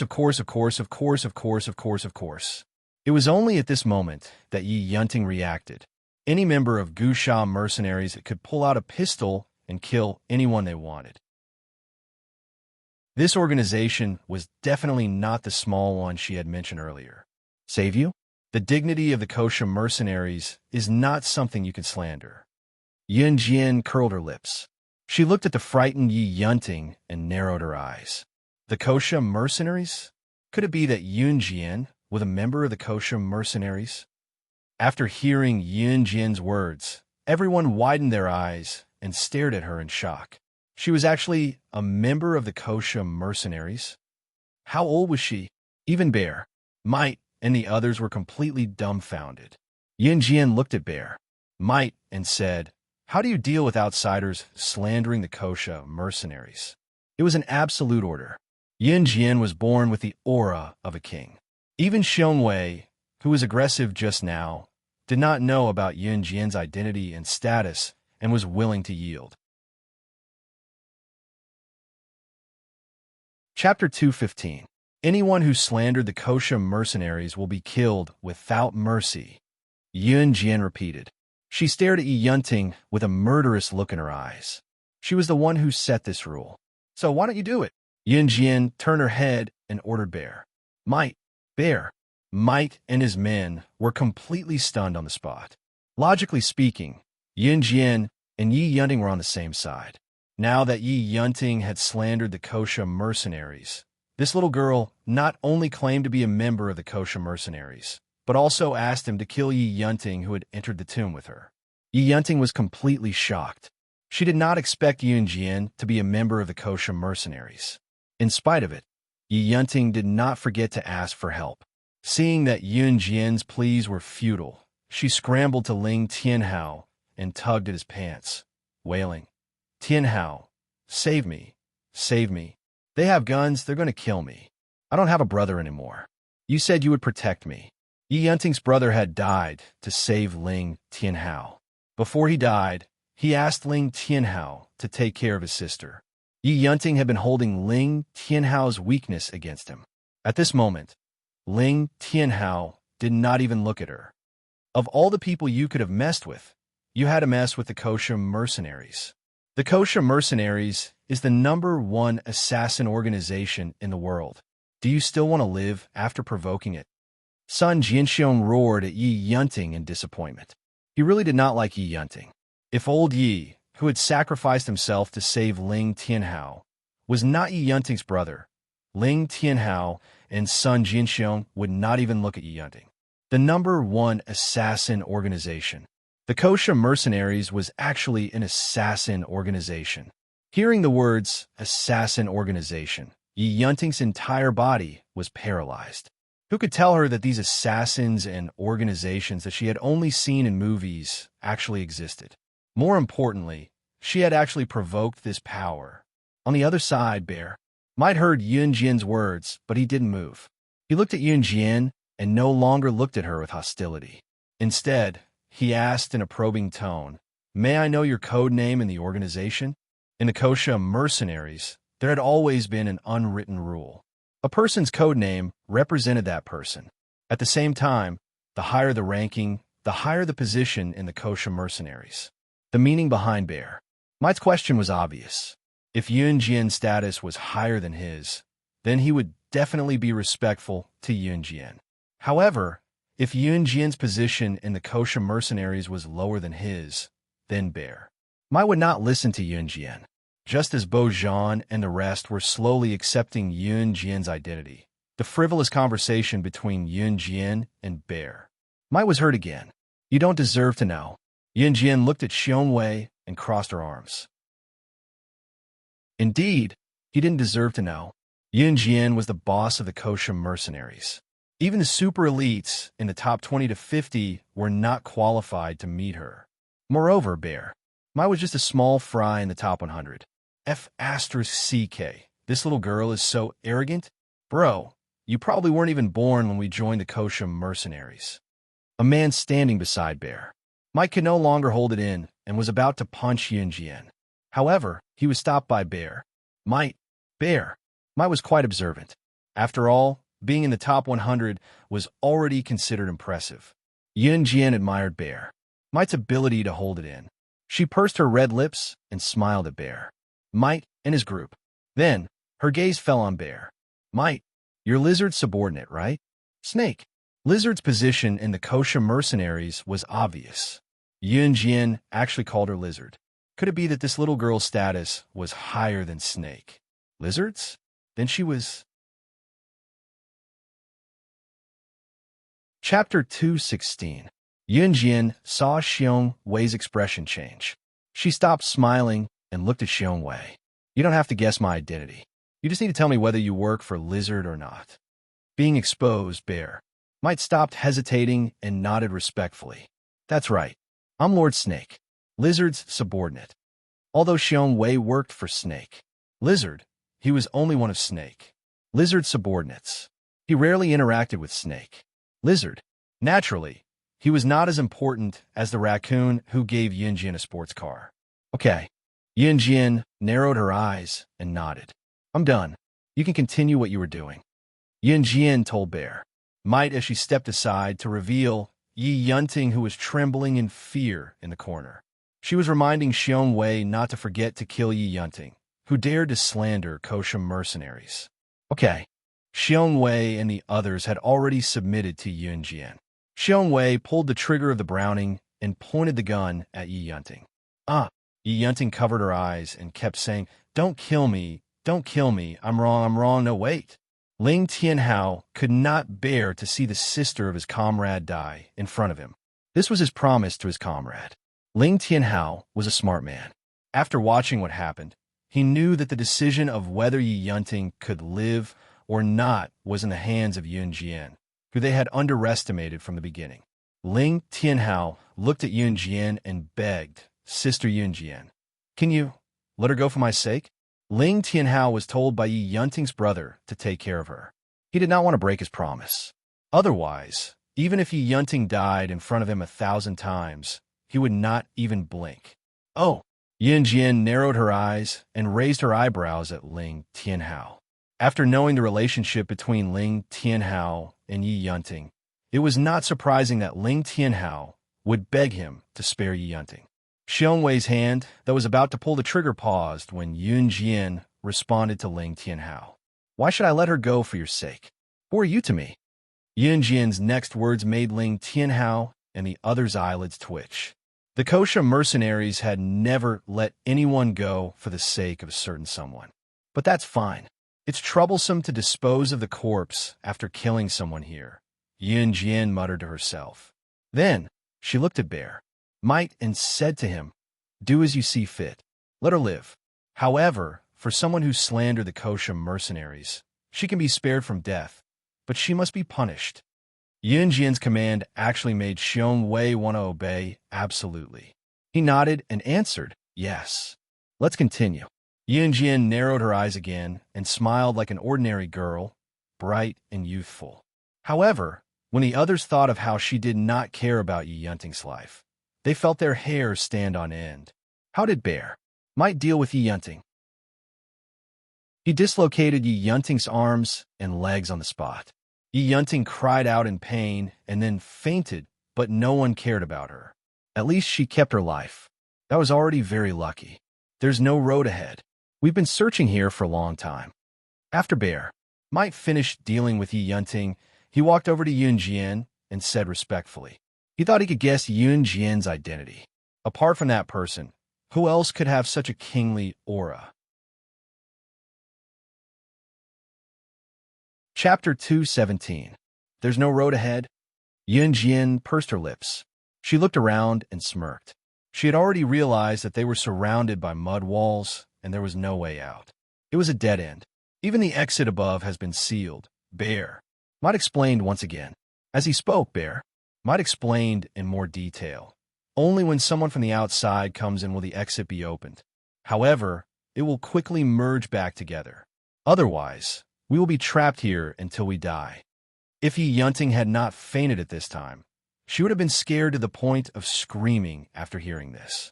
But she probably did not even have the strength to stand up now. Since there's no way out, we'll blow one up. Yun Jian smirked. She turned her head and looked at Bear Might's bulging backpack. "Is there a bomb?" Bo Zhan and the rest were dumbfounded when Yun Jian asked Bear Might such a strange question.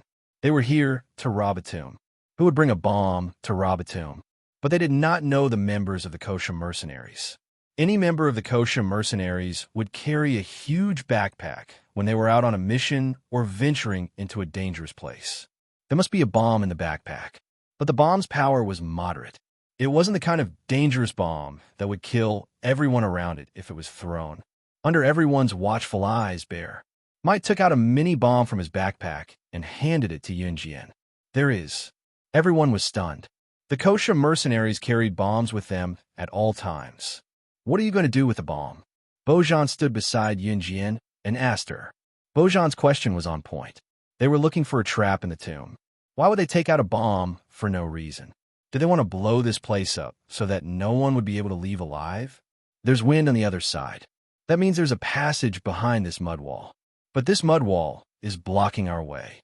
Yun Jian pointed at a spot and explained. Everyone was dumbfounded. Why didn't they hear the wind on the other side? That's strange. If that's the case, there must be a trap here, right? Isn't it bad to blow up the meeting like this? Sun Jianxiong asked suspiciously. As he spoke, he continued to analyze. Moreover, there should have been quite a number of people who found the mechanism and went to the other side of the mud wall before us. So why should we just blow it up? Because I'm too lazy to wait for you guys to slowly find the mechanism. Besides, I have a bomb. Wouldn't it be more convenient to just blow it up? Yin Jian raised her eyebrows at Sun Jinxiang. She snapped her fingers and swung the bomb in her hand leisurely. She couldn't wait to find him. This explanation left everyone speechless. At this time, Yin Jian warned, "You guys stay away." After everyone had retreated a distance away, Yin Jian ignited the bomb and threw it at the mud wall. She didn't look the least bit flustered as she lay on the ground. Boom! A loud sound was heard. The dust and dirt that flew up from the explosion hit them in the face. After the dust and dirt settled on the ground, everyone shone their flashlights at the small hole that was blasted open by the explosion. In front of the small hole, on the other side of the mud wall, was a passageway. "It's really a passage," Sun Jianxiong shouted in surprise. At the same time, he turned his head and saw that the girl seemed to have everything under control. He couldn't help but gulp. Chapter 218. Let's go. Yin Jian stood up and patted her dusty clothes. She took the lead and walked towards the small hole that was blown up. When the others saw this, they all followed suit. Enchanting had fainted. Ling Tianhao had no choice but to stay even though he did not want to care about her. At this moment, other than the two of them, the others continued to move forward. There was no way back. The only thing left for them was to move forward. Tap, tap, tap. The surroundings were so quiet that only the sound of footsteps could be heard, and the endless darkness that could be seen when one looked up. Splash, splash, splash. There seemed to be the sound of flowing water in the distance. There's the sound of flowing water over there. Everyone moved forward quickly in surprise. There's also human voices. Yin Jian narrowed her eyes. She took the lead and suddenly said this. Everyone was stunned out of habit. No one heard human voices, except for Yin Jian. However, after the incident where Yin Jian directly blew up the tunnel, everyone had tacitly chosen to believe her words. As expected, after walking for about 4 to 5 minutes, mixed human voices came from the other end of the tunnel. Yin Jian and the others could feel as well. The passage was gradually widening again, until finally, a mud hole the size of a basketball court appeared in front of everyone's eyes. On this empty land, groups of people and horses were all gathered together. Some even set up tents on this open space. Soon, everyone realized that these people were the ones who entered the tomb and did not come out again. Beside this huge mud hole, there was a stream of water that came from nowhere. It flowed out from the first corner and then flowed out from the last corner. The most amazing thing was that this stream of water, which came from an unknown source, was filled with lively little fish and shrimps. There were quite a lot of them. This was the world of the underground people, not to mention Bo Zhan and the others. Even Yin Jian could not help but smile. At this moment, Sun Jinxiang and the others seemed to have seen someone they knew in the crowd. Professor Su. Sun Jinxiang and the others rushed forward. "You guys are here too?" The man called Dr. Su was full of energy. He was about 50 or 60 years old and was a very energetic old man. Professor Su was also stunned when he saw Sun Jinxiang and the others. It was obvious that Sun Jinxiang and the others had been sent to the tomb by Z Country to look for Professor Su, who had also been buried. It could be seen that Professor Su held a high position in Z Country and was highly valued.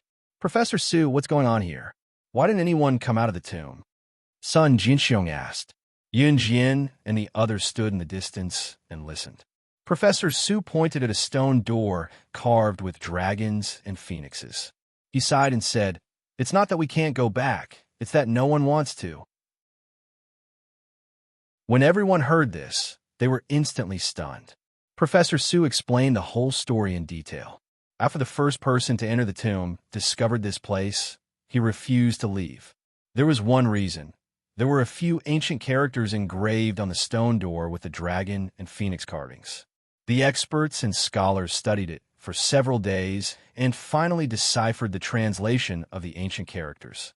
The translated meaning of the words on the stone door was, "Pass through this stone door and you will know all the secrets of the sandalwood box." Of course, those who wanted to pass through this stone door had to stay here for a whole year. Everyone present was here to decipher the secrets of the sandalwood box. Of course, they refused to leave. Moreover, there were large numbers of fish and prawns in the flowing water. Once they stayed here, they could catch fish and prawns and cook them. They did not have to worry about starving to death. In the eyes of outsiders, the people who entered the tomb had already become horrifying skeletons. Professor Su, since you're here, why don't you contact the outside world? Sun Jianxiong asked the key question. Professor Su shook his head and smiled. There's no signal here. After he said that, everyone took out their communicators and looked. There was no signal. Yun Jian came over while everyone was still in shock.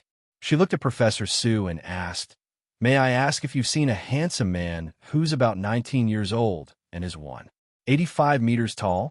There are 2 people with him? She was naturally asking about CE. She looked around but still could not find him. She could not help but worry. Chapter 219. Sun Jianxiong, Bojan, and the rest were stunned by Professor Su's words. Sun Jianxiong, in particular, was the first to realize that something was amiss, so he continued questioning Professor Su. That's not right, Professor Su. You said that one has to stay here for a year to pass through the stone door. But even if this tomb was excavated first, the person who entered the tomb had only stayed here for a few months at most, right? What I mean is, how could that young man have already entered the stone door? Sun Jianxiong asked out of curiosity. After all of them, including Yun Jian, had just made their way here. It could be said that they knew nothing about the recent happenings in the tomb. Let me finish first. Professor Su gulped. He immediately became spirited, looking at the group with a solemn gaze, and continued. You can pass through the stone door by staying here for a year. That's only one option. So, there's another option? This time Yun Jian asked. Professor Su then looked at Yun Jian and nodded. That's right. As he spoke, Professor Su frowned and pointed at an open stone cave beside the stone door. This stone cave is another way to pass through other than the stone door, Professor Su said. Bojan and Fu Xan were both expert grave robbers, so they were well-versed in mechanisms. Fu Xian was the first to notice that the stone cave was unusual. Fu Xian shouted in shock. That stone cave has a monstrous mechanism in it. As he spoke, he ran over to check out the cave entrance, then returned to the group. Let alone a person, even a fly would find it difficult to pass through this cave. Fu Xian was deeply shocked when he said this. That's right. Professor Su nodded. No one believed it at first, and insisted on passing through this stone cave first, saying that they didn't want to wait a year for the stone door to open. Professor Su continued, his expression turning solemn. In the end, without exception, all of them died tragically in this cave. Their flesh was mangled, their bodies pierced by thousands of arrows. When the group heard this, they could not help but shudder. He passed, Yun Jian said after listening to Professor Su from the side. It was not a question, but a confirmation. He must have passed. Yes, only that young man and his 2 subordinates passed through the cave. When Professor Su said this, his entire body was filled with an unprecedented excitement. None of the people gathered here were ordinary people, and there were many assassins and secret agents. However, those who insisted on entering the cave and didn't want to wait a year for the stone door to open all died tragically in the cave. See, he was the only one who passed. On the other hand, the mechanisms in this cave were set up one after another. It had to be said that the tomb builder was very powerful. The mechanism he built would only activate when a creature wanted to pass through. Furthermore, it could be used repeatedly. In other words, even if the mechanism was used once, it could still be used hundreds or thousands of times. Yun Jian's lips curled up even more. She gently pursed her lips, and her smile became even more unbridled. You guys stay here, I'll go look for him. Yun Jian looked straight at the people in front of her. Her casual words caused everyone present to be dumbfounded. What? Yun Jian, you want to go through that cave? Sun Jianxiong cried out involuntarily. This isn't a joke. Bojan followed up. Professor Su, on the other hand, looked at Yun Jian fiercely. She was only 15 or 16 years old, right? Did she really have the ability to go through that cave? It should be known that those who had tried to pass through the hole but had failed and died tragically were all internationally renowned figures.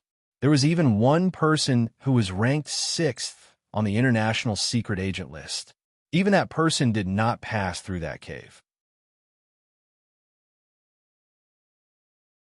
Chapter 220.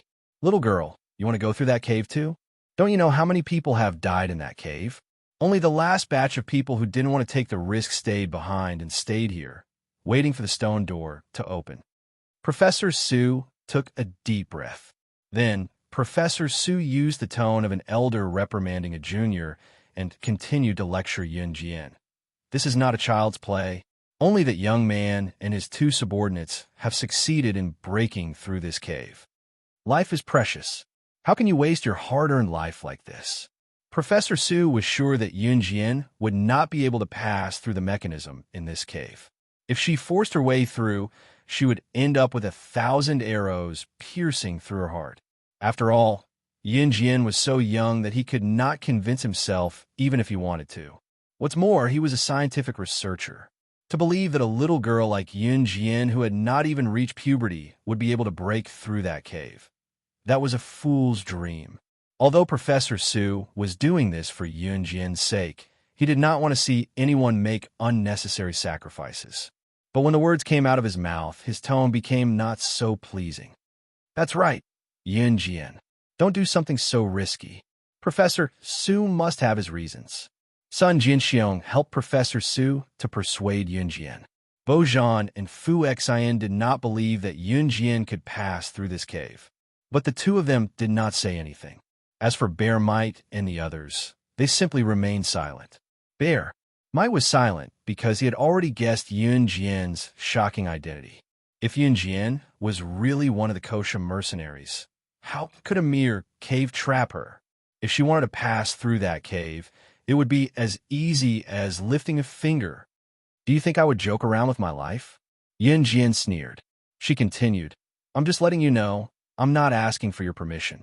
Yun Jian, had never sought permission from others before. Yun Jian's arrogant words made everyone present stop talking. Our Professor Sue is doing this for your own good. How can a little girl like you be so ungrateful? At this moment, a woman standing behind Dr. Sue yelled at Yun Jian to defend Dr. Sue. The woman's name was Jiang Jiaoxue. Jiang Jiaoxue was Professor Sue's assistant. It was normal for a renowned scholar like Professor Sue to have a few assistants around him. Jiang Jiaoxue was proud of being able to work under Professor Sue, so she was arrogant and domineering. When she saw Yun Jian refuting Professor Sue, who she respected, she couldn't help but retaliate. Yun Jian merely curled her lips slightly and ignored Jiang Jiaoxue. She merely glanced at Xiong Wei and the others and said, All of you stay here. As she spoke, she walked towards a cave. You can't go. You can't go. Seeing that Yun Jian didn't listen to his advice and hated her for not listening to him, Professor Sue was even more annoyed. However, Bo Zhan noticed that Xiong Wei and the others who belonged to the Kosha mercenaries along with Yun Jian were not panicking at all. Bo Zhan was observant, and he couldn't help but look at the girl who was walking towards the cave. He saw that Yun Jian had arrived in front of the cave. She lifted her leg and jumped into the cave, while Bo Zhan, Professor Sue, and everyone else who was waiting for the stone door to open gasped in shock and fear. Swoosh, swoosh, swoosh. As expected, after Yun Jian entered the cave's mechanism was activated. Countless flying arrows rained down and were aimed at Yun Jian. Just when everyone was imagining Yun Jian's tragic ending, Bo Zhan flipped over. With a few somersaults and agile steps, Yun Jian leaped across the cave where countless experts had died. She turned a corner and vanished from the spot swiftly. She. Professor Sue's mouth was agape in shock, and he couldn't catch his breath. Chapter 221. Such skills.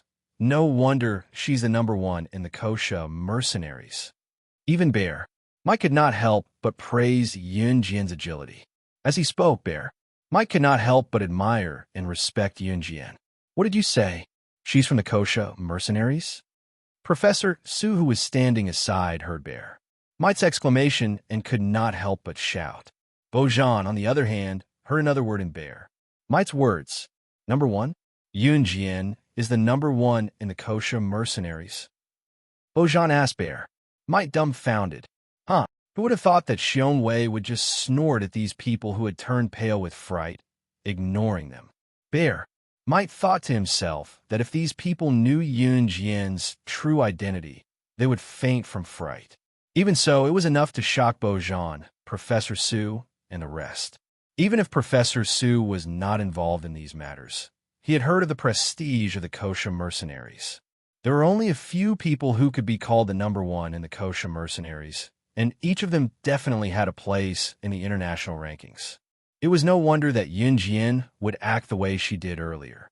She was arrogant because she had the right to be arrogant. Jiang Jiaoxue, on the other hand, clenched her fists so tightly that her nails dug into her palms. From Professor Su and the rest's shock, she could tell that the little girl who spoke rudely just now was actually a big shot. No, she could not accept it. But in the end, Jiang Jiaoxue could only swallow her anger. On the other hand, Yunjian passed the first checkpoint of the cave effortlessly and switched on the only lighter she had to light up the path ahead before she continued to move forward alone. Compared to when she was just reborn, her skills and agility had improved by leaps and bounds. Of course, this was also due to the results of her recent training in the military training camp. Tap, tap, tap. Stepping on the water that flowed out of nowhere, Yunjian kept moving forward.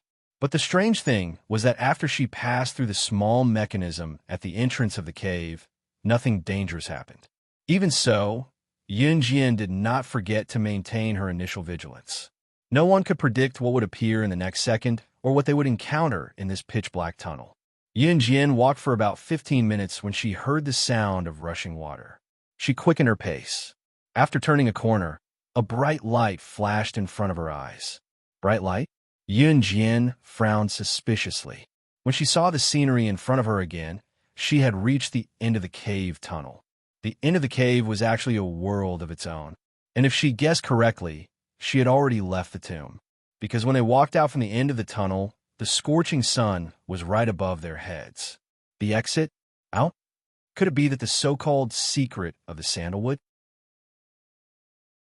And the people waiting bitterly for the stone door to open were just waiting for a secret that did not exist? Just as Yunjian was thinking this, a tall and handsome figure suddenly rushed past her. Just as Yunjian was about to retaliate, a familiar scent wafted into her nose. The next second, she was pulled into the other party's embrace. Why are you here? Si frowned and pulled Yunjian under his protection. Yunjian felt a wave of dizziness, but she did not push Si away. She did not feel that there was anything wrong with this. Instead, she leaned her head against Si Yi's chest. You lost contact, so I came to look for you. She whispered. Did Shuang tell you privately? Si Yi's clear voice came from above Yunjian. There was a trace of anger in his voice, as well as a trace of joy that even he himself did not notice. Chapter 222. Yunjian buried her head in Si Yi's chest. She then added, I wanted to look for you myself. A smile appeared on Si Yi's handsome face. He looked down at Yunjian and reached out to stroke Yunjian's head. Thank goodness you're all right. He had managed to get past the traps in the cave, even though it was a piece of cake for him. However, he would still be worried for Yunjian, even if she was confident that she would be able to get past such a dangerous trap. Yunjian's cheeks flushed instantly when he stroked her head for no reason. She did not know why she did not push Si Yi away at that moment. Si Yi's pleasant scent wafted into her nose. Ahem, ahem. An untimely cough interrupted Yunjian and Si Yi's embrace. Yunjian quickly wriggled out of Si Yi's embrace, her heart thumping wildly. This was the first time she had been caught hugging a man in a messy position. Slaying God, the king of international secret agents and the world's number one, was blushing because of this? Young master, we have a new discovery. Adam, who had just interrupted the intimacy between the two of them, touched the bridge of his nose, his handsome face carrying a hint of teasing. Their young master was really interested in this woman. Would this woman become the young madam of their young master? C's lips curled slightly. He flashed a satisfied smile at an angle that Yunjian could not see. Let's go.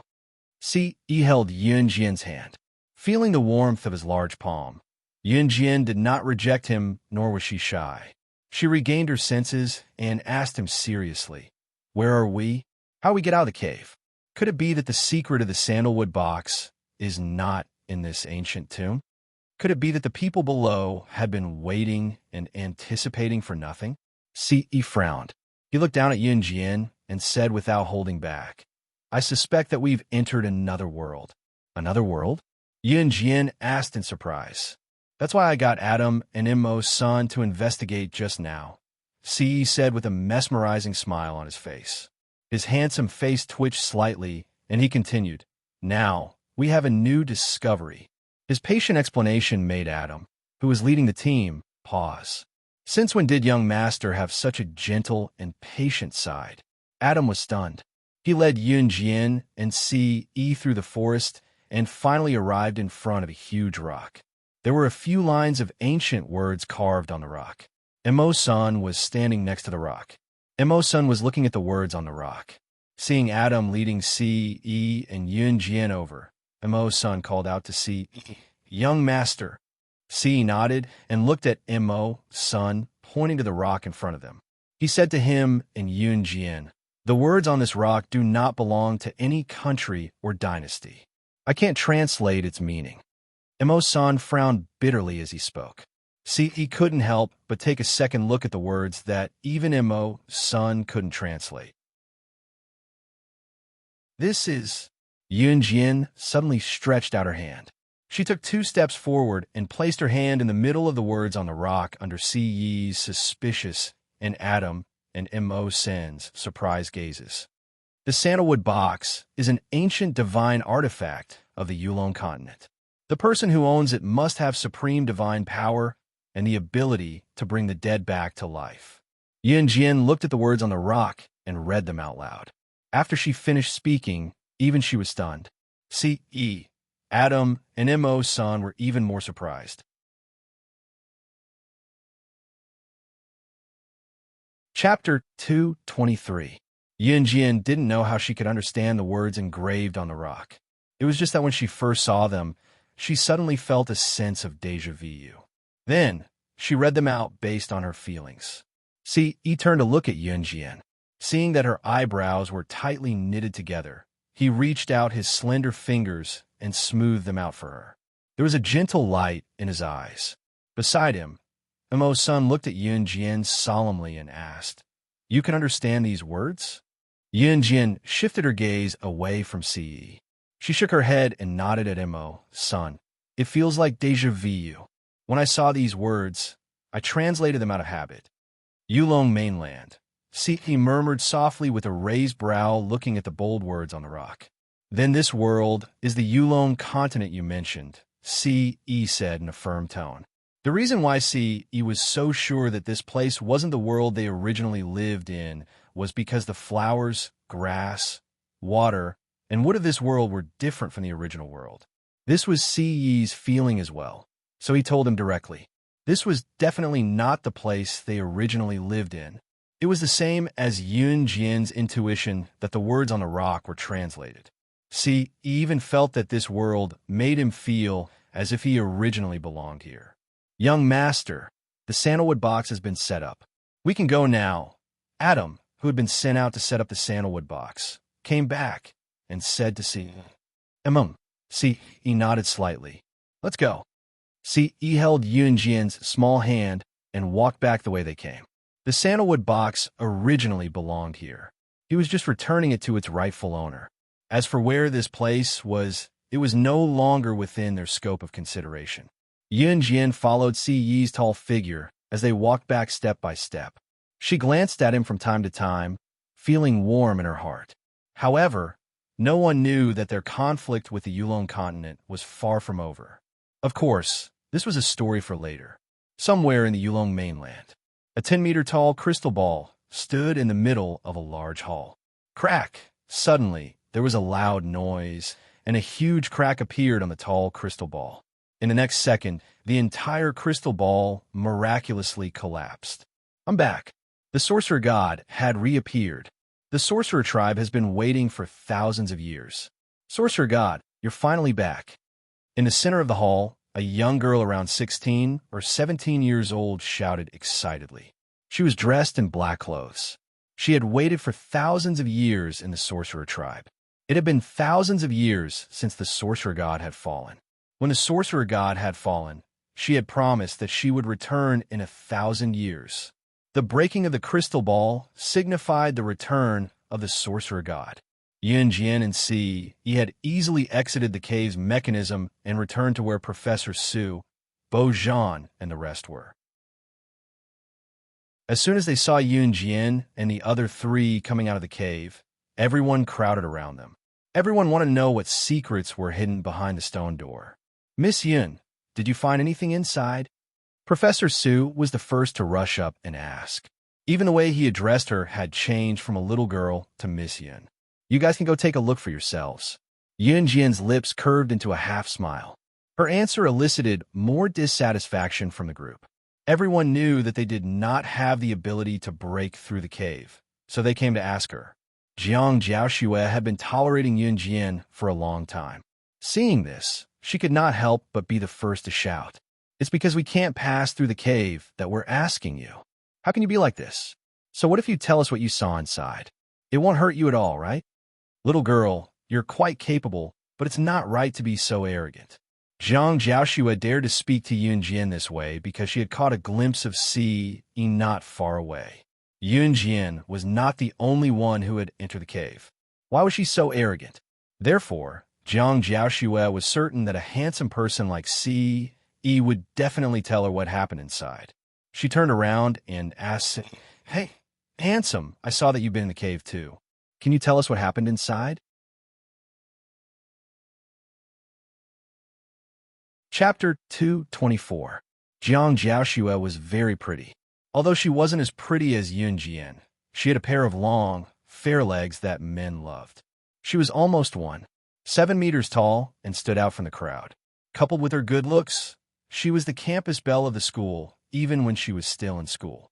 In addition, Jiang Jiaoxue had excellent grades since she was a student, so she became Professor Su's assistant at a young age.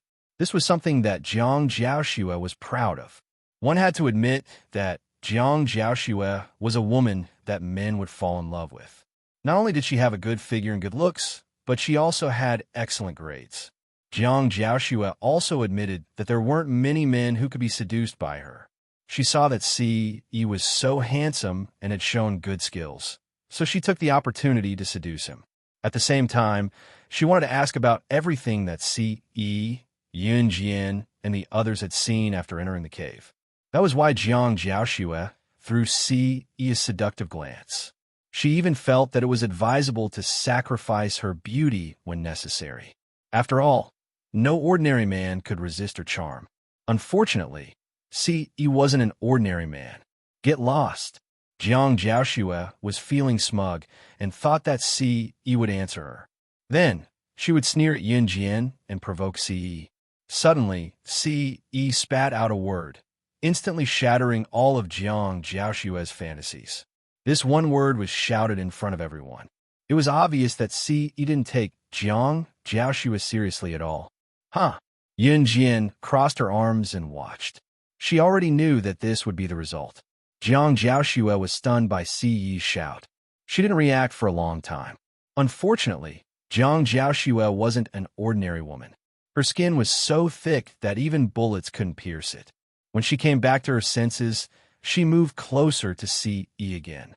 This time, she even wanted to move her body towards Si. Handsome, don't be so fierce. We're all on the same side.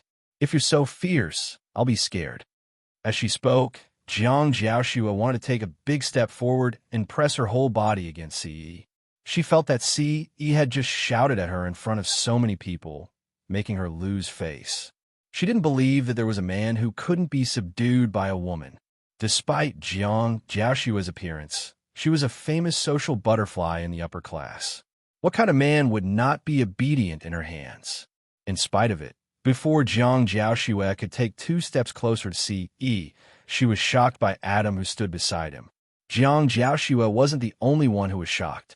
Everyone present was shocked as well. Adam took out a desert eagle from his waist and pointed it at Jiang Jiaoshua, who was about to step forward. He threatened, "If you dare to take another step closer to our young master, I'll blow your head off."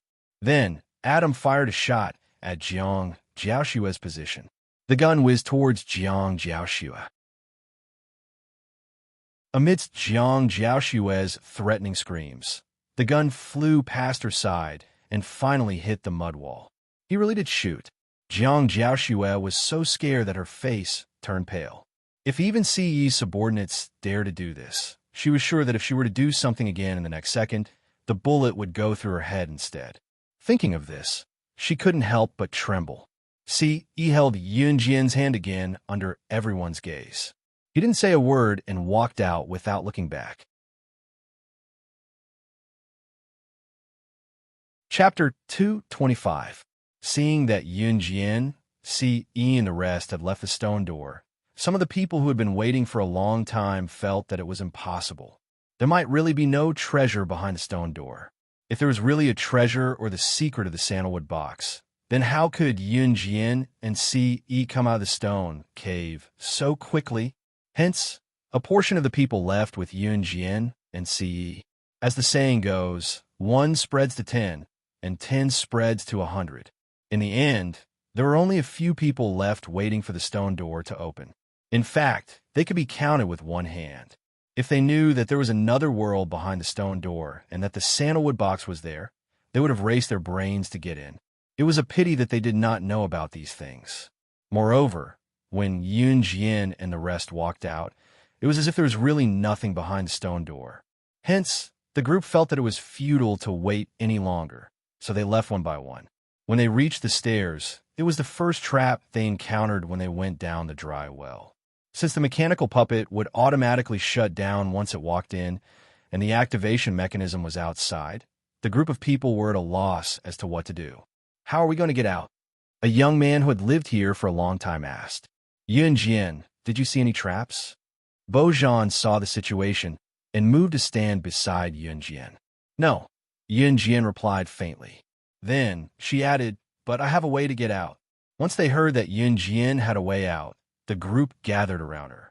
Yunjian was now different in their hearts. She was someone who had the ability to break through the stone cave full of arrows. Even though Yunjian looked very young, what she had done earlier was enough to convince everyone. "What is it?" Bojan asked immediately, his eyes filled with anticipation. From the beginning, Yunjian's performance was different from the rest. Bojan was an expert grave robber himself, but he had never seen someone like Yunjian who could see through the traps with just one look. Hence, he placed his hopes on Yunjian. "It's simple."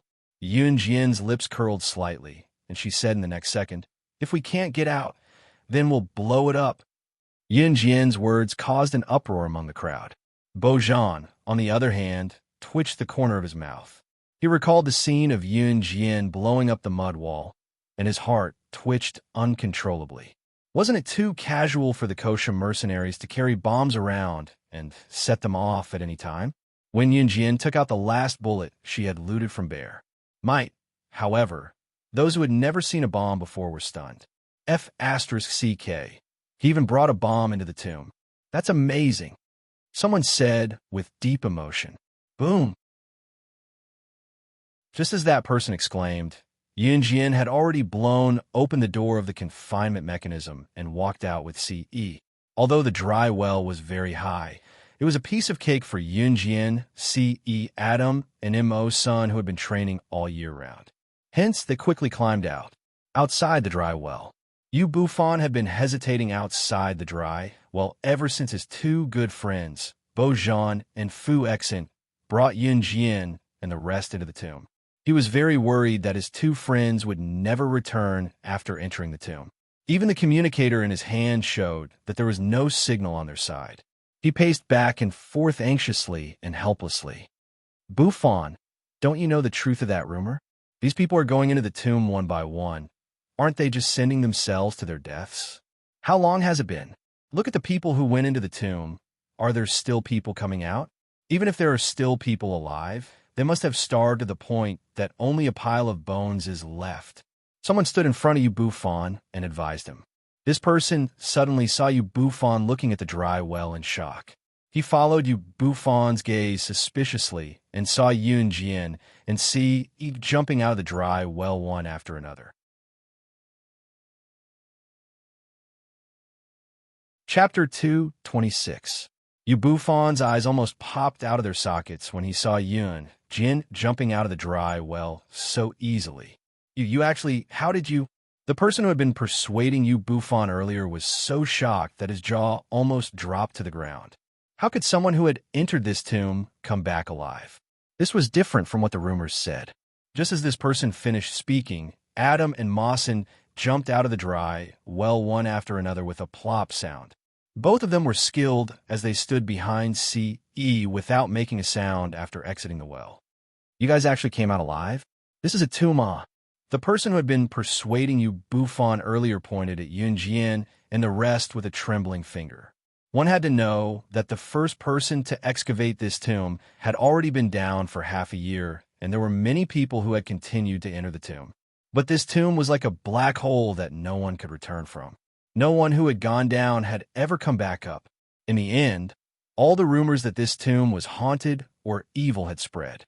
This made those who wanted to enter the tomb shrink back, who didn't cherish their own lives. But what did he see today? Someone had climbed out of the dry well alive. This was simply a world-class miracle. Why? We can't live. Yun Jian raised her eyebrows and smiled at the person, looking relaxed and refreshed. When she knew that Ce had met with an accident, she was really shocked. But now that Ce was fine, her heart was at ease. Yun Jian, have you seen Bo Zhan and Fu Xian? Yu Buffon walked towards Yun Jian with a frown. He was naturally worried about his two good friends. Now that he saw Yun Jian and the rest come out, he couldn't help but ask her with a sigh of relief. Aren't they climbing? Yun Jian turned sideways to let Yu Buffon have a clear view of the dry well. They saw a pair of hands suddenly climbing and grabbing onto the rim of the dry well, then kicking hard. Everyone saw a person suddenly appear in front of them. At this moment, he was struggling to climb out of the well. Once Bo Zhan climbed out of the well, he waved his hand to wipe off his cold sweat. He turned to look at Yun Jian and sighed. Why is this well so high? I can see how easy it was for all of you to get out. If I knew that climbing would be so tiring, I should have asked you to ask Buffon to throw a rope down to save us. When Yu Buffon and the other man heard this, they noticed a word. When Bo Zhan said we, did that mean that there were quite a number of people still alive? Both of them turned pale with fright. In the end, with Bo Zhan's help, they found a group of people to rescue everyone from the dry well. In the end, when Bo Zhan and the rest were brought up, Bo Zhan merely described Yun Jian's capabilities. In the end, when Bo Zhan went to look for Yun Jian to explain to everyone, Yun Jian and Ce were long gone. At the same time, Bear Mite's group was also present. Yun Jian had already robbed Bear Mite in his men's off-road vehicle and was rushing back to Country Z's airport with Ce and the rest. Bear Mite and his men who were robbed were on the brink of tears, but once they thought of Yun Jian's identity, they could only accept the fact that they were robbed by her. At the airport, Adam and Mo Sun were sent to work by Ce. Ce, on the other hand, boarded the plane back to Country Z's Longmen City with Yun Jian. What they did not know was that what happened in the catacomb in the coming days would make international headlines. Chapter 2:27. Since they had prepared an excuse beforehand, neither Qin Yiru nor the school found it odd when Yun Jian disappeared for the past few days. After Yun Jian had settled down, she received news from Zhang Jifan.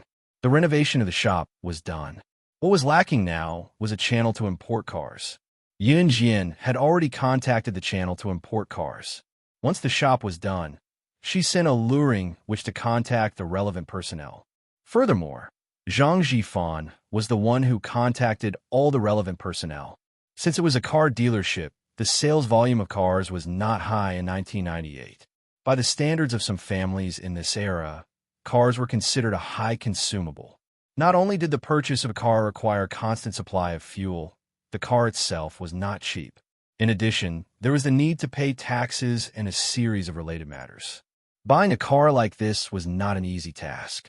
Therefore, she was planning to sell it to the rich and powerful bosses at the moment. Yunjian's new cruise had just been established, and its reputation in Longmen City was not established yet. Some of the bosses had not even heard of New Cruise's name, let alone come here to look at and buy cars.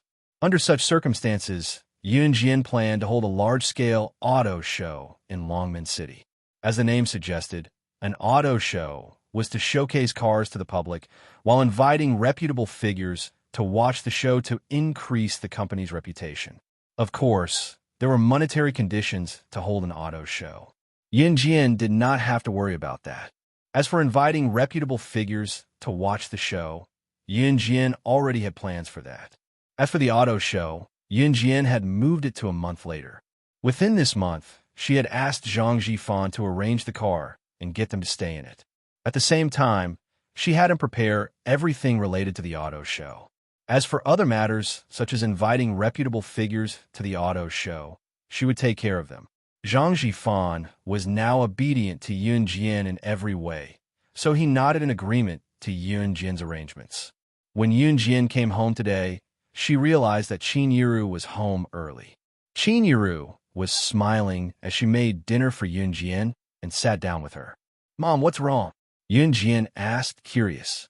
Qin Yiru was always the last to come home. Although Qin Yiru's job as a hotel attendant was quite relaxing, she came home late. Today, Qin Yiru came home early, so Yunjian found it odd. "Xiao Jian, I found a better job. It's easy too.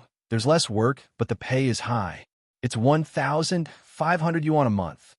Back then, Qin Yiru's monthly income was only a few hundred yuan a month. She was over the moon. Seeing how happy Qin Yiru was, Yunjian was happy as well. Yunjian asked Qin Yiru, "Mom, what's the job?" I'm just a cleaner who cleans the floor, but the pay is high. It's not tiring. I just have to clean the entire place in the morning, afternoon, and night." Qin Yiru answered cheerfully. She then continued, "The place I'm working at is the newly established New Cruise in our city. It's a company that sells cars. The boss is doing really well with his business. I heard that he spent more than 10 million yuan to buy this shop."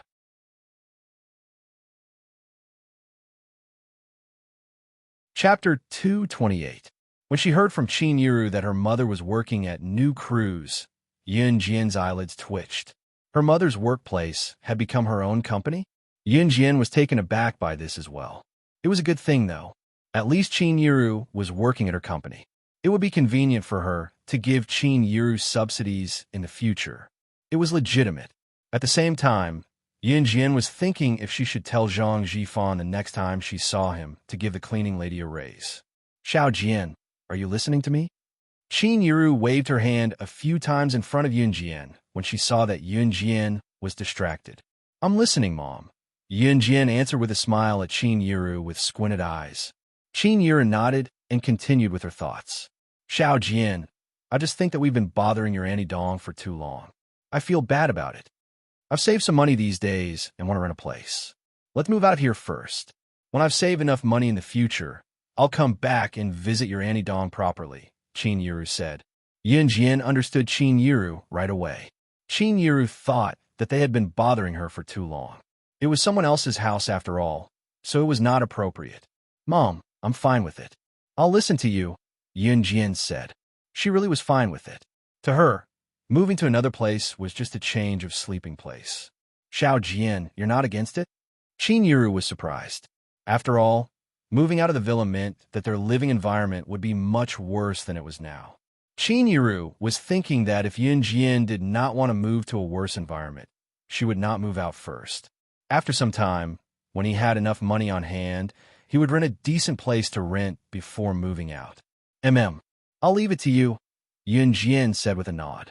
"Okay, Then tomorrow morning, when your Annie Dong is here, let's talk to her about it, Qin Yiru said.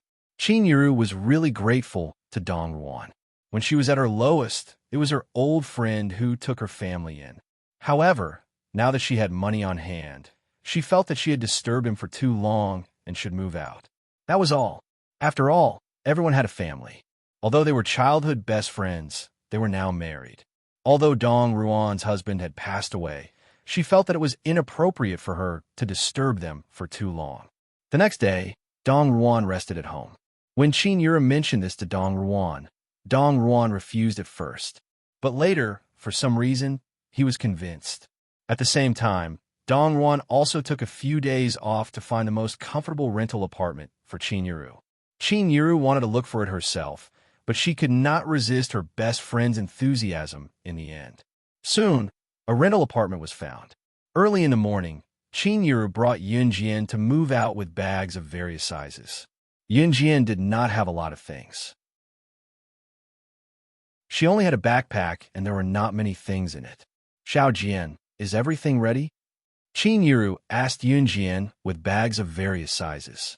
Dong Ruan had also taken a day off to help Qin Yiru move things. She looked at Yun Jian as well. Everything's ready. Yun Jian answered with a nod. Let's go then, Qin Yiru said, and pushed the bags out the door. Screech! There was the sound of a car braking, and the door was opened. Si had just returned from the door when he saw Yun Jian and Qin Yiru walking out with bags of various sizes. He asked with a frown, "What are you guys doing?" "Yeah, he's back. Auntie, I've been bothering you all these days. I'm moving out today. Come, Xiao Jian, say goodbye to Ai," Qin Yiru told Si. She had been addressing Si in an affectionate tone, like an elder these days, and it was tacitly acknowledged. When Si heard Qin Yiru's explanation, his brows furrowed, and he was already in front of Yun Jian, his tall frame looming over her. Chapter 229. Both Qin Yiru and Dong Ruan were flabbergasted by Si Yi's inexplicable action.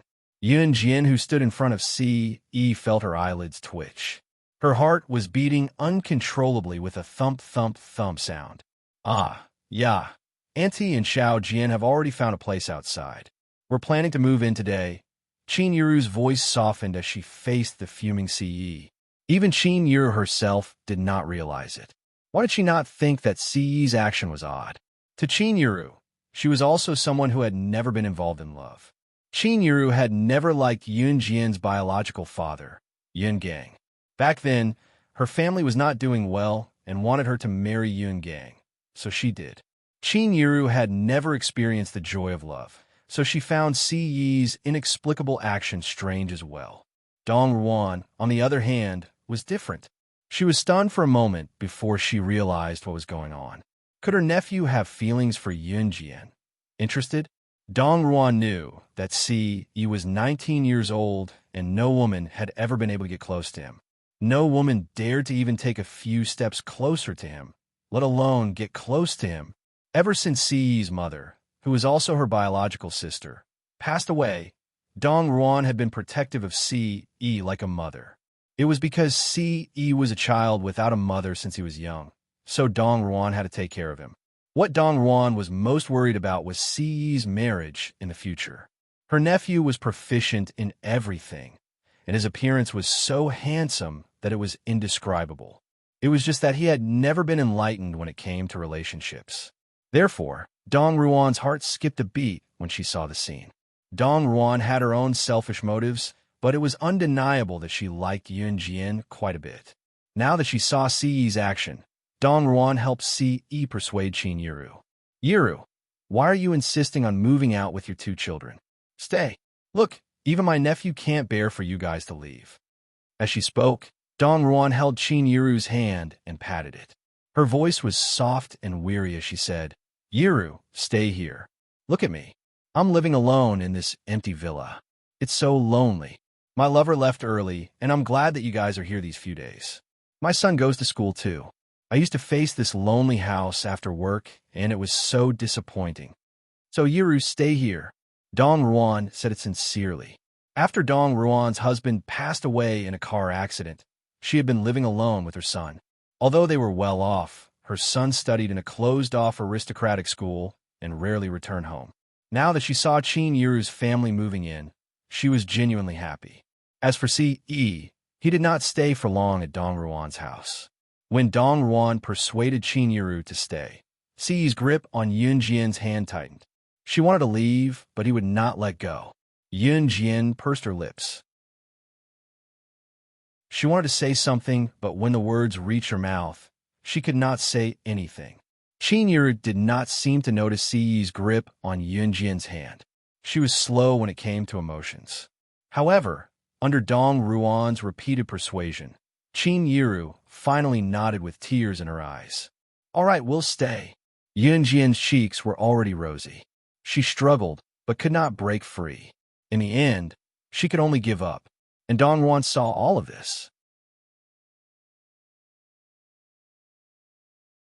Chapter 230. The moment he heard Qin Yiru say that they would be staying, his handsome lips curled into a charming smile without anyone noticing. She was not leaving. Then, he would be able to see her for as long as he stayed here, excluding the few days when Yun Jian stayed in school. How nice! From then on, he would only go out to handle some necessary matters during the 5 days when Yun Jian stayed in school. On the weekends, when Yun Jian came back from school, she would be able to see him every day. She was extremely surprised by this. Of course, this was all in the future. By the time Dong Ruan helped Qin Yiru move everything back to every corner of the villa, it was already 4:30 p.m. Dong Ruan glanced at Yun Jian and Ce before saying to Qin Yiru, "Yiru, I don't have to go work today. Since we're all here, I'll be the host tonight. Let's go to a restaurant together." Dong Ruan was afraid that Qin Yiru would reject her. She could not help but recall the scene back then. So she said to Qin Yiru, "Yiru, do you remember when we snuck out of school to eat wontons when we didn't want to go to class in high school?" As she spoke, Dong Ruan was really immersed in her memories. She smiled and said bitterly, "That wonton shop is still open. Let's go there for dinner tonight. What do you think?"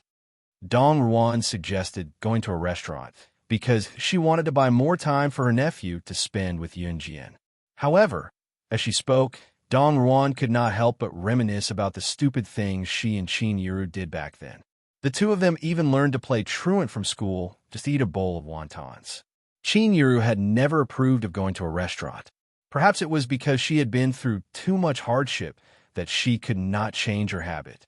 However, she more or less missed the place where she and Dong Ruan share their memories. Okay, Qin Yiru agreed to it at once. The memories from the past were unforgettable. Now they had grown up, gotten married, and had children. However, the scenery of the past was blurred in his mind. Some things can change at will. For example, Dong Ruan's husband's accident, or Qin Yiru's marriage to Yun Gang was so heartless. But the only thing that made people nostalgic was memories. "All right, then let's go over now," Dong Ruan said with a smile. In fact, there were only 4 people in this group. Dong Ruan's son was studying in an elite school, while Yun Jian's brother, Yun was studying in the school. After all, it was a key high school, and there was a lot of work to be done, so he rarely had time to rest. Dong Ruan's car was a black Audi sports car, which could only seat 2 people, including Qin Yiru, Yun Jian, Ce, and Dong Ruan herself. There were a total of 4 people. This meant that they had to drive 2 cars, and 2 people in 1 car. "Yiru, sit in my car. Let's talk about the past." "How much I miss those days," Dong Ruan said as she pulled Qin Yiru's hand and walked her Audi sports car. At the same time, she did not forget to reassure Qin Yiru and not to worry about Yun Jian. He has a driver's license. He'll drive your Xiao Jian. The 2 young people will have something to talk about when they're together. Yun Jian, who stood at the back, was dumbfounded. She was speechless. After Dong Ruan drove away with Qin Yiru, Ce came over. His handsome eyes and lips curled as he told her softly, "Let's go." You're tuning in to the Dreamy Chapters YouTube channel. We're so grateful for your support, and don't forget to subscribe to join us on this incredible journey through captivating stories. Your generosity through donations truly makes a world of difference. as it's the primary source of revenue that allows me to expand and enhance this channel for you. Thank you from the bottom of my heart for being a part of this adventure.